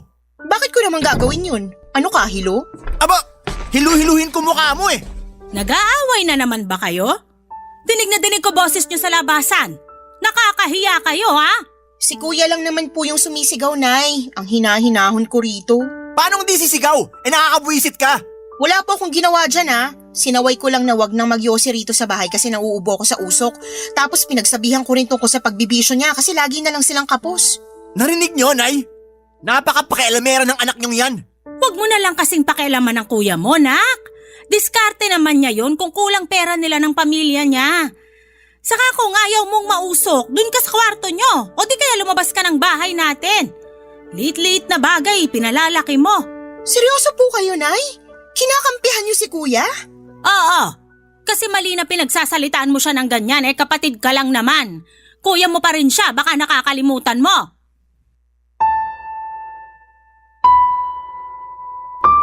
Nakakainis lang kasi ako pa rin ang lumalabas na masama na nang pinagsabihan ko si Kuya Jed tungkol sa pagbibisyo niya. Concern lang naman ako sa pamilya niya dahil nakikita kong kinakapos na sila at mas nahihirapan ako dahil kargo ko sila. Ang gusto ko lang naman ay tulungan niya ako sa pagtataguyod ng pamilya pero lumalabas na kasama pa siya sa responsibilidad ko. Kaya nga malaki ang tampo ko kay nanay nang kampihan niya pa si kuya dahil unfair noon para sa akin, Papa Dudut. Hindi lang naman si kuya ang anak niya rin ako. At kung magbibilangan kami ng mga naitutulong namin ni kuya sa pamilya, alam ko na mas marami yung naiambag at naisakripisyo ko. Kaya lang si kuya pa rin yung kawawa at biktima sa aming dalawa. Ako pa rin yung mayabang at mapanumbat na anak. Dahil lang mas malaki ang sweldo ko kesa sa kapatid ko. Ang sakit lang sa kalooban na sa mismong pamilya ko pa talaga ako makakarinig ng mga masasakit na salita. Kaya nga pagkatapos ng pagtatalo naming yon, ay nagmukmok ako sa kwarto at umiyak. Hindi ko na lamang namalaya na nakatulog na ako at kinabukasan ay nagising ako sa sigaw ni nanay. Umalis daw sa bahay si Kuya Jed na may dalang ilang piraso ng mga damit. Nagalit sa akin si nanay at sinisisi niya ako dahil nasaktan ko raw ang ego ni Kuya at sa mga sinabi ko kaya naglayas ito sa bahay. Barangay Love Stories. Barangay Love Stories. 5 araw din pong hindi umuwi sa bahay si Kuya dahil nagtatampo siya sa akin. Nakabalik na noon ang kinakasama niya at anak mula sa bakasyon nila sa probinsya. Ang dahilan sa kanila ni nanay ay umuuwi raw si Kuya sa bahay ng kaibigan niyang lalaki para malapit sa mga pinag-a-applyan nila ng trabaho. Ilang beses siyang pinuntahan doon ni nanay para makiusap na huwag nang magtampo sa akin at umuwi na sa bahay namin, Papa Dudut. Hinahanap na rin kasi siya ng anak niya. Nung una ay nagmatigas pa si Kuya at sinabing uuwi lang siya kapag umalis daw ako sa bahay. Pero nung wala na siyang may ambag sa tinutuluyan niya ay kusa na rin siyang bumalik sa bahay namin, Papa Dudut. Sa loob ng mga panahong yon ay hindi ko napigilang magngit-ngit sa galit at inis sa sarili kong kapatid. Buti na lang at handang makinig sa akin ang boyfriend ko sa lahat ng mga problema ko sa bahay namin. Kahit papaano'y gumagaan ang loob ko at hindi ko rin kasi masabihan ang mga nakababata kong kapatid dahil ayoko namang dumagdag pa yon sa lahat ng mga inaasikaso nila. Gusto ko ay focus lamang sila sa pag-aaral nila at ayoko rin na magalit sila sa nanay at kuya namin. Kaya naman sinolo ko na lamang lahat ng bigat sa dibdib at sama ng loob na nararamdaman ko. Wala namang perpektong pamilya. Lahat may kapintasan at kakulangan kaya alam ko na normal lang yung pinagdaraanan namin. Kaya nga sa huli pinatawad ko na lamang si kuya kahit na siya patong may ganang palabasin na ako ang kontrabida sa pamamahay namin, Papa Dudut.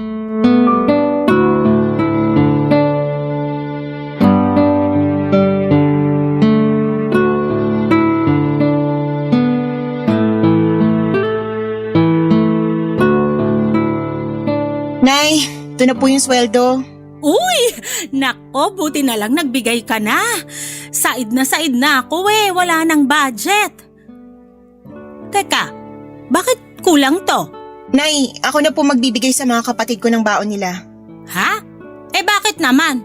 Ako nagbibigay sa kanila, di ba? Opo, pero nagsabi kasi sa akin na kulang daw binibigay niyo at madalas pinagkakasya na lang nila sa pagkain at mga project nila sa school. Ay, naku naman. Napakagastos kasing mga bata. Nung panahon namin, di nga kami binibigyan ng perang pambaon ng mga magulang namin. Pero di naman kami kinakapos. Iba naman po yung panahon nyo sa panahon natin ngayon. Tsaka, nagmahal na rin ang mga bilihin kaya nagulat ako nung sinabi nila sa akin na kulang daw sa napagkasunduan nating allowance nila yung binibigay nyo. Saan nyo po ba ginagastos yung iba, Nay? Ha? Dito pa rin naman sa bahay. Syempre kulang yung binibigay mong pangkain natin kaya nagbabawas ako ng allowance ng mga kapatid mo. Maliit lang naman yon, kurot lang kaya wag kang magalit. Hindi naman po ako galit. Nagtatanong lang po ako. Nay, may pera ka ba dyan? Ha? Bakit? Anong gagawin mo? Lalabas kami ng mga barkada ko. Konting inom lang naman pero kinapos kasi ako Nagbigay ako sa kinakasama ko kaya ayun. Wala akong pera, anak. Wala raw. Ano yung nasa bulsa nyo? Tsaka nangako kayo na bibigyan nyo ako ng pera pag binigyan na kayo ni Desiree. Ayan na ba yon? Akin na, dali! Yun! Malutong-lutong pa na 1,000. Salamat, Nay. Alis muna ako. Tama ba yung nakita ko? Binigyan nyo ng pera si Kuya, Nay? Hindi ko naman binigay. Siya yung kumuha, nakita mo naman, di ba? Pero sabi niya nangako raw kayo sa kanya na bibigyan siya ng pera pag binigyan ko na kayo. Ibig sabihin, kaya kayo kinakapos sa budget natin kasi binibigyan niyo pa si Kuya. Ano naman kung binigyan ko siya? Kuya mo naman siya. Hindi niyo po kasi naiintindihan. Ginagamit lang niyang pambisyo yung perang hinihingi niya sa inyo, Nay. At baka nakakalimutan niyo na pera ko pa rin yan. Sa akin galing yan. Hoy, pera ko na to kasi binigay mo na sa akin. Kaya may karapatan akong gamitin tong pera na to kung saan ko man gustuhin. Labas ka na doon kasi binigay mo na sa akin to, no? Akala niyo po ba ganun lang kadaling kumita ng pera tapos ibibigay niyo lang kay Kuya pang bisyo niya? Alam ko kung paano kumita ng pera kaya wag mo akong pangaralan dyan. Saka ikaw tong mas malaki sweldo kaysa sa inyo ng kuya mo. Bakit pinagdadamutan mo siya? Narinig mo naman sinabi niya, binigay niya dun sa kinakasama niya yung pera kaya kinapos siya. Natural, kasi responsibilidad niyang buhayin yung mag-ina niya. Sa lagay, kapag kinakapos siya, sa inyo siya hihingi ng pera para ano? Kapusin yung budget natin dito sa bahay pati na rin yung allowance ng mga kapatid ko? Mabuti sana kung sa may kwenta niya ginagamit yung pera pero sa bisyo niya, Nay. Hayaan mo na. Gusto lang naman maglibang ng kuya mo.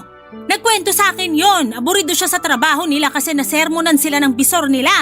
Kaya gusto raw niyang uminom. Ay, ewan ko sa inyo, Nay. Parang lahat na lang ng ginawa ni Kuya tama sa paningin niyo.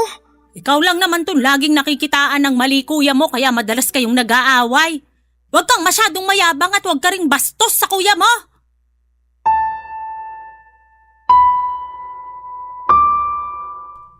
Galit si nanay sa akin dahil sa limitadong pera na ibinigay ko sa kanya.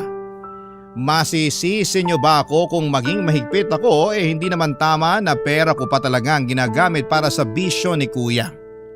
Kaya nga kahit na nagtatalak pa siya ng araw na yon ay nagbingi-bingihan na lamang ako.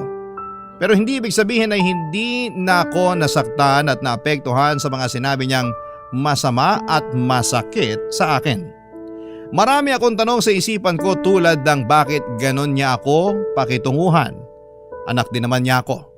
Sabi ng mga kaibigan ko na nakakaalam sa sitwasyon ng pamilya namin ay may favoritism daw si nanay at mas kinakampihan daw ng magulang yung anak nilang mahina dahil mas kailangan sila nito. At sa pamilya namin ay si kuya yon. Para sa akin ay wala namang masama na kampihan niya si kuya pero sana'y wag naman niyang iparamdam sa amin. Lalong-lalo na sa akin na si Kuya Jed lang ang anak niya, Papa Dudut. Kaya nga para mabawasan ang pag-aalala ko na baka hindi nabibigyan ng baon ng iba ko pang mga kapatid ay ako na ang nag-aabot noon sa kanila imbes na idaan ko pa ang pera kay nanay. Hindi ko siya tinatanggalan ng karapatan na maging magulang sa amin pero alam kong may sinabi rin ako dahil sa akin galing ang pera. Pinaghirapan ko yon mula sa pagtatrabaho kaya dapat alam ko kung saan yon napupunta. Pero minasama pa rin yon ni nanay at sinabihan akong mapagkwentang anak porket ako ang nagpapasok ng pera sa pamamahay namin. Sa totoo lang, Papa Dudut, ay pagod na akong pakisamahan sila pero hindi ko naman sila matiis ng matagal. Isang araw ay narinig kong nagtatalo sina kuya at ang kinakasama niya dahil kulang daw ang perang sinesweldo ng kapatid ko na panggastos nila. Nalaman ko rin na may sakit ang pamangkin ko kaya hindi na ako nagpatumpik-tumpik na magabot ng pera para sa pambili nila ng gamot. Pero ni isang thank you mula kay kuya ay wala akong narinig at pagkatapos ay ginawan pa niya ako ng masama, Papa Dudut.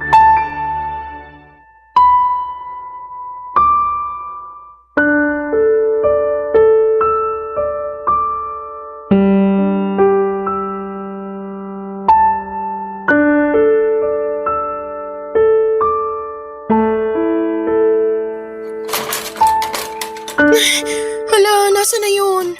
Dito ko lang yun nilagay ah. Desiree, nak! Liga rito! May dalang donut kuya mo, may pizza rin. Naku, ang dami naman pagkain. Sige po na, ilalabas na po.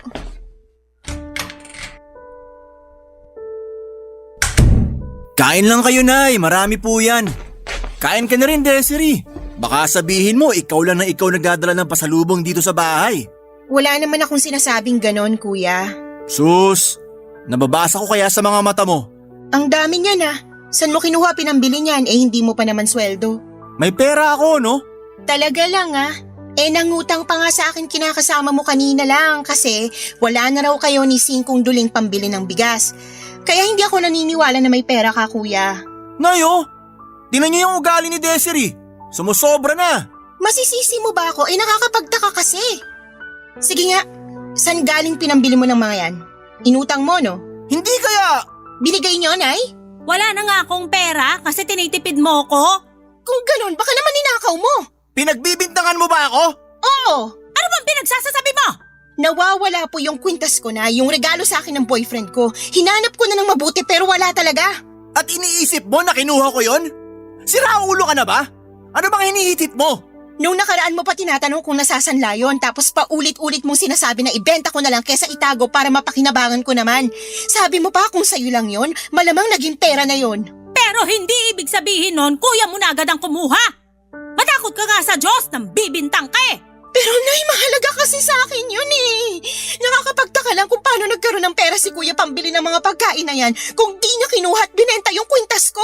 Tsaka masisisi niyo ba ako? Ilang beses niya na akong kinupitan, pati nga kayo pero pinagpapasensyahan niyo lang. Ibang usapan naman yon. Alam mo ikaw, nakakasama ka ng loob ah. Kapal pati ng apog mong pagbintangan ako. Ikaw na nga tong dinala ko ng pasalubong. Hindi ko kailangan ng mga pasalubong mo. Aminin mo na kasi na ikaw yung kumuha. Ano naman ang gagawin ko doon? Parang peke naman. Mamaya wala pang tumanggap na sanglaan. Kita mo na! Ikaw talaga kumuha nun eh! Hindi ako! Siraulo! Tumigil ka na, pwede ba? Nababaliw ka na ba? Di kita pinalaki para mambintang. Bago mo akusahan ng kuya mo, alamin mo muna yung totoo. Bakit kayo galit na galit sa akin pero pag yung anak niyong gumawa ng katarantaduhan, kinukonsinti niyo? Ang unfair niyo, Nay! Paano di ako magagalit sa'yo? Basta-basta mo na lang tinuturo ang kuya mo. Mamaya nawala mo lang eh. Di kasalanan mo? Sigurado po ako na si Kuyang kumuha nun kaya aminin mo na, Kuya Jed. Wala akong aaminin kaya manahimik ka. Baliw! Tatamaan ka na talaga sa akin pag di ka pa tumigil. Lintik na to. Bintangera!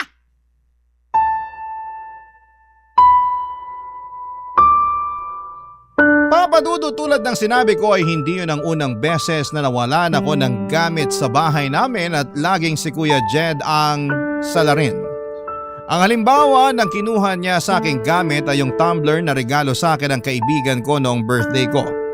Nakita ko na lamang na ginagamit na ng kinakasama niya dahil tinatamad daw itong kumuha ng tubig na malamig sa ref kaya doon na lamang naglalagay ng yelo. Akala niya ibili yun ni kuya at gusto niya sanang isauli sa akin pero ako na lamang ang tumanggi. Bukod doon ay may mga damit din ako na kinukuha ni kuya at ibinibigay sa live-in partner niya.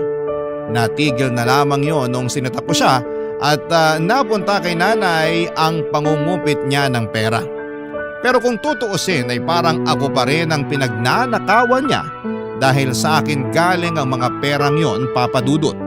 Kaya sigurado ako na siya ang kumuha ng kwintas na regalo ng boyfriend ko. Kaso imbes na aminin ang kasalanan niya at humingi ng tawad ay nagmatigas si kuya. Sinabihan niya ako ng hindi maganda at ang masahol pa doon ay kinampihan pa siya ng nanay namin. Kaya nga abot langit ang galit ko sa kanya at nadagdagan pa ang hinanakit ko. Nang pagkaraan ng 2 araw ay nakita ko ang naturang kwintas sa leeg ng kapitbahay naming dalaga, Papa Dudut. Barangay Love Stories. Barangay Love Stories. Sinabi sa akin ng kapitbahay namin na niregalo yon sa kanya ng nanay niya at nakumpirma ko na binenta nga yon sa kanila ni kuya.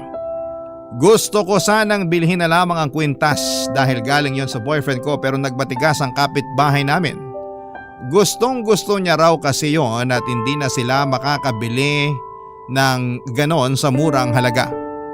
Naiyak na lamang ako nang hindi na naibalik sa akin ang kwintas at sinabi ko yon sa boyfriend ko. Nagalit siya sa kuya ko pero sabi rin niya na pabayaan ko na lamang dahil pwede naman niyang palitan yon. Sobrang sama ng loob ko sa kapatid ko na mga panahong yon. Kaya naman kinumpronta ko siya pero mas galit pa siya sa akin, Papa Dudut. Simula noon ay hindi ko na kinausap si Kuya Jed. Nawala na ako ng amor sa kanila ni nanay dahil kinampihan na naman siya ni nanay, Papa Dudut. Kahit na ginawa na ako nito ng masama. Kung ituring ko sila sa bahay ay para na lamang hangin pero sa totoo lang ay nasasaktan din ako pag ginagawa ko yon. Kaya lang ay wala na talaga akong lakas para kausapin at pakisamahan sila dahil sa mga ginawa at sinabi nila sa akin. Nagsorry naman sa akin ang kinakasama ni kuya at nangako na babayaran na lamang yung kwintas. Pero ako na mismo ang tumanggi. Naisip kong palagpasin na yon. Pero hindi ko akalain na may gagawin na namang mas masahol pa doon ang Kuya Jed ko, Papa Dudut.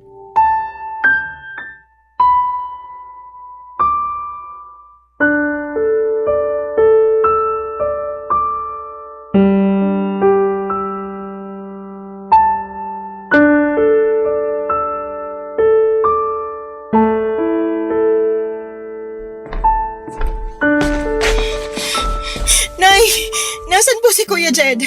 Umalis, bakit? Saka bakit ganyan ang itsura mo? Nawawala po yung pera ko sa cabinet eh. Malaking halaga po yun. Kaka-withdraw ko lang kanina para sa... Ibang klase ka rin, no? Kada may mawawala sa'yo, kuya mo agad pagbibintangan mo? Siya lang naman magnanakaw dito sa atin, Nay. Wag na wag mong pagsasalita ng ganyan ng kuya mo! Bakit ba kasi kampi kayo lagi sa kanya? Ako na nga yung naaagrabyado niya, siya pa rin kinakampihan niyo. Kaya tuloy lumalaki ulo ni Kuya kasi mahal na mahal niyo. Ayoko lang maramdaman ng kuya mo na wala siyang kakampi sa bahay na to. Galit ka sa kanya. Ilag din mga kapatid mo sa kuya nila kaya ako na lang kakampi niya. Sana naman maintindihan mo yon. Hindi ko kayang intindihin kasi kahit masama niyang gawain, kinukonsinti niyo. Suportado niyo nga pagbibisyo niya, di ba? Magkano ba yung perang nawawala sa'yo? Ako na magbabayad para matahimik ka lang dyan. Malaki yun, Nay. Ipon ko po yun para sa kasal namin ng boyfriend ko. Ano? May plano ka na palang magpakasal? Di mo man lang sinasabi sa akin? Paano na lang sustento mo sa pamilya natin pag nag-asawa ka na? Di ka talaga nag-iisip? Sobra na po kayo! Palagay niyo sa akin bangko niyo! Nandito na po ako. Ay, Jed! Ano nangyari sa mukha mo? Bakit may pasa ka? Putok pa labi mo, nak! Napaaway lang. Pero ayos lang po ako, Nay. Ayos ba yung ihika-hika ka na rin maglakad? Sino yung gumulpi sa'yo? Ipapabarangay natin! Wag na po. Gulo lang eh. Ayoko lang nang inaagrabyado ka. Ayos na nga po, Nay. Wag na kayong OA dyan. Oh, bakit ganyan ka makatingin sa akin, Desiree? Kuya, nawawala yung perang kawi-withdraw ko lang. Aminin mo na. Kinuha mo yun, no? Hiniram ko lang naman. Sinasabi ko na nga ba ikaw yung nagnakaw nun? Hiniram ko lang naman. Ibabalik ko rin sa'yo. Pero hindi ka nagpaalam sa akin kaya pag nanakaw pa rin yon. Kinailangan ko lang talaga kasi pinagbabantaan na ako ng mga pinagkakautangan ko. Tingnan mo, ginulpi pa nila ako kanina nung mabayaran ko sila kasi raw pinagtaguan ko sila ng matagal. Sana naman maintindihan mo. Huwag ka namang madamot. Utang mo yan. Bakit ako kailangan mang problema dyan? Tsaka ako pa talaga yung madamot? Kapal din talaga ng mukha mo. Mabuti nga yung nabugbog ka nila para maturuan ka naman ng leksyon. Pinagsasasabi mo dyan? Ayos lang sa'yo na sinaktan nila kuya mo? At ayos lang po sa inyo na pinagnakawan ako ni kuya. Sinabi ko naman sa inyo na mahalaga pag gagamitan ko ng perang yun. Nakakaintindi po ba kayo? Mas mahalaga pa rin buhay ng kuya mo. Paano na lang kung may nangyaring masama sa kanya dahil lang sa kadamutan mo? Isipin mo nga yun ng mabuti. Hindi yung puro sarili mo na lang inuuna mo. Saka na kayo magpakasal. Marami pa namang pagkakataon. Ewan ko po sa inyo, Nay. Wala na po talaga akong masabi. Bahala na kayo ni kuya. Pagod na ako sa inyong dalawa. Naiyak na lamang ako sa palusot ni Kuya Jed matapos niyang kuhanin ang perang winidraw ko. Siguro nga gano'n na siya kadesperadong makabayad sa mga pinagkakautangan niya kaya nagawa niya akong pagnakawan. Pero imbis na magpakumbaba at mag-sorry ay nagmalaki pa si Kuya at sinabihan akong madamot. Nang mga panahong yon ay sumabog na ang lahat ng naipong galit sa dibdib ko para sa kanya. Kaya hindi na ako nakapagtimpi at napagsalitaan ko na sila ng hindi maganda ni nanay. Galit na galit ako kay Kuya Jed. Gigil na para bang gusto ko siyang balatan ng buhay. Pero nagtimpi pa rin ako, Papa Dudut. Pagkatapos noon ay tinawagan ko ang boyfriend ko para magpasundo sa kanya. Hindi ko na kasi kayang matulog sa bahay namin kasama ang konsentidor kong ina at barumbado kong kuya.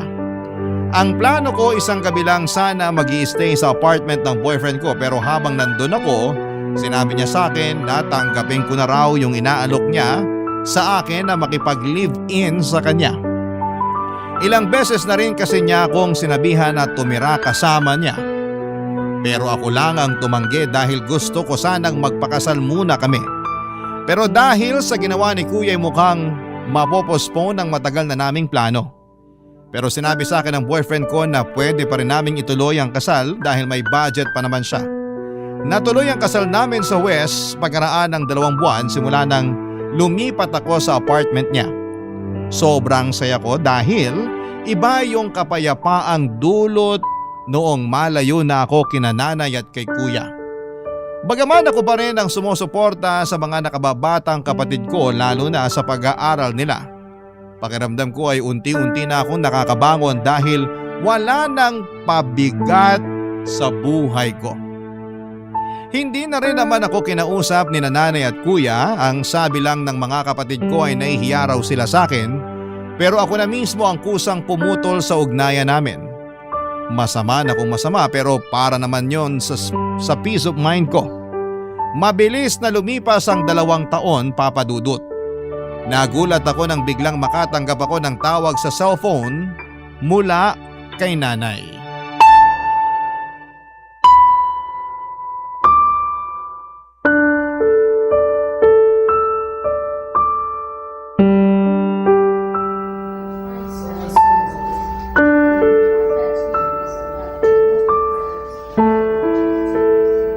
Ano pong nangyari kay Kuya, Nay?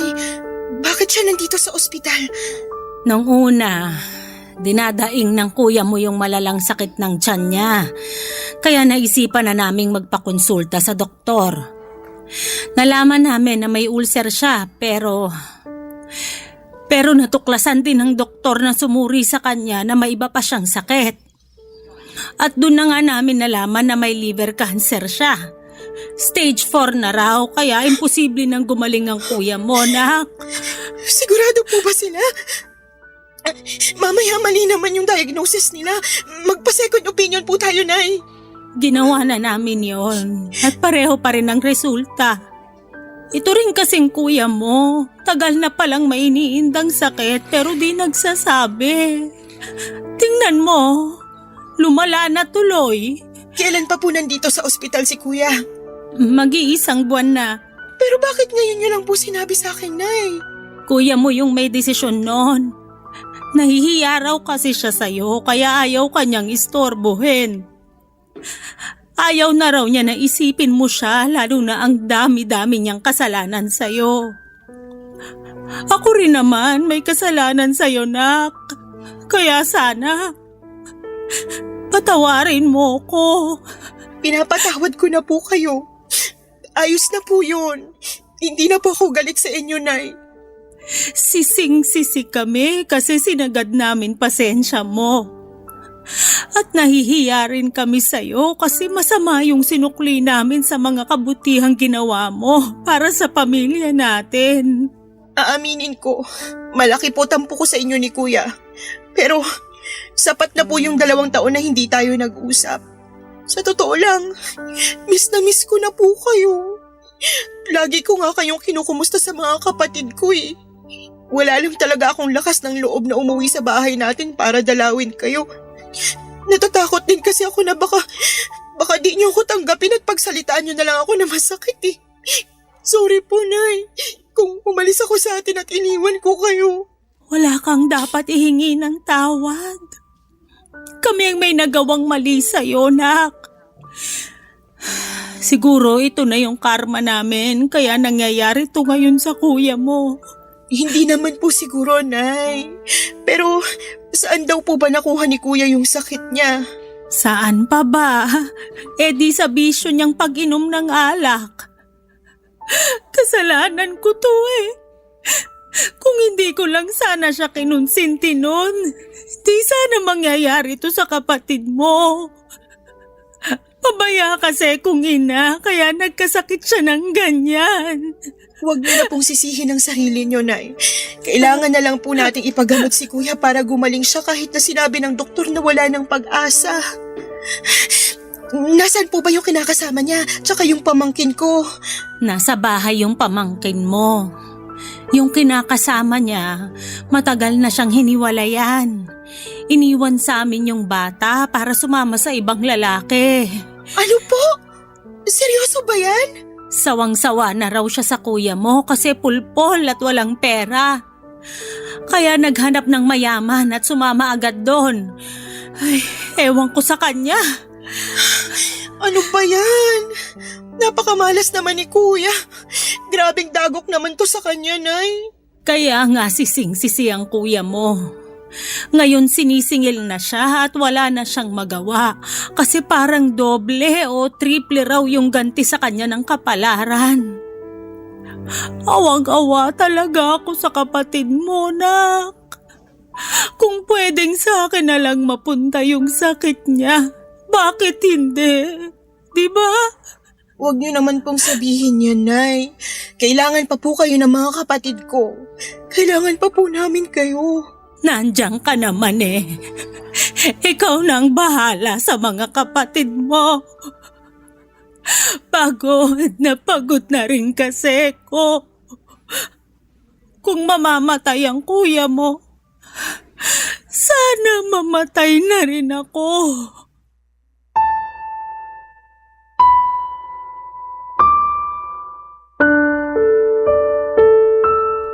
Papadudot, napaka-unfair ni nanay sa sinabi niyang yon. Biglang bumalik yung mga nawala kong tampo sa kanya pero inisip ko na baka pagod lamang siya at emosyonal ng araw na yon. Nag-focus na lamang kami kay kuya na noon ay sobrang payat na dahil sa kanyang sakit. Sa totoo lang ay masakit makita na nakaratay sa higaan ang sarili mong kapatid at pinahihirapan ng malalang sakit. Doon ko nga napatunayan na kahit anong laki ng galit ko kay kuya, kaya ko siyang patawarin, madugtungan lang ng ilang pang taon ng buhay niya. Kaya nga nagdasal ako ng husto sa Diyos. Napagalingin niya si Kuya Jed pero mukhang may ibang plano ang may kapal para sa pamilya namin. Binawian ng buhay si Kuya pagkalipas lamang ng 3 araw simula noong malaman ko ang tungkol sa kalagayan niya. Sa loob ng 3 araw na yon ay nakapag-usap naman kami ni Kuya. Nakahingi siya ng tawad sa akin at nakiusap na kung pwede alagaan ko raw ang anak niya. Nangako ako sa kanya na hindi ko pababayaan ang pamangkin ko dahil mahal na mahal ko ang batang yon. Sobrang lungkot ng pamilya namin ang pumanaw si Kuya Jet. Iyak nang iyak si nanay sa unang gabi ng burol. Kulang na lamang ay maglupasay siya sa sahig habang sumisigaw na sana'y mabuhay pa ang kuya namin. Tapos doon na nangyari ang hindi inaasahan dahil biglang inatake sa puso ang nanay namin. Papa Dudut. Dead on arrival si nanay sa ospital ng gabing yon. Kulang na lamang ay mawala ako sa katinuan dahil sa sunod-sunod na dagok ng kapalaran sa amin. Buti na lamang kasama ko ang mister ko at siyang umalalay sa akin.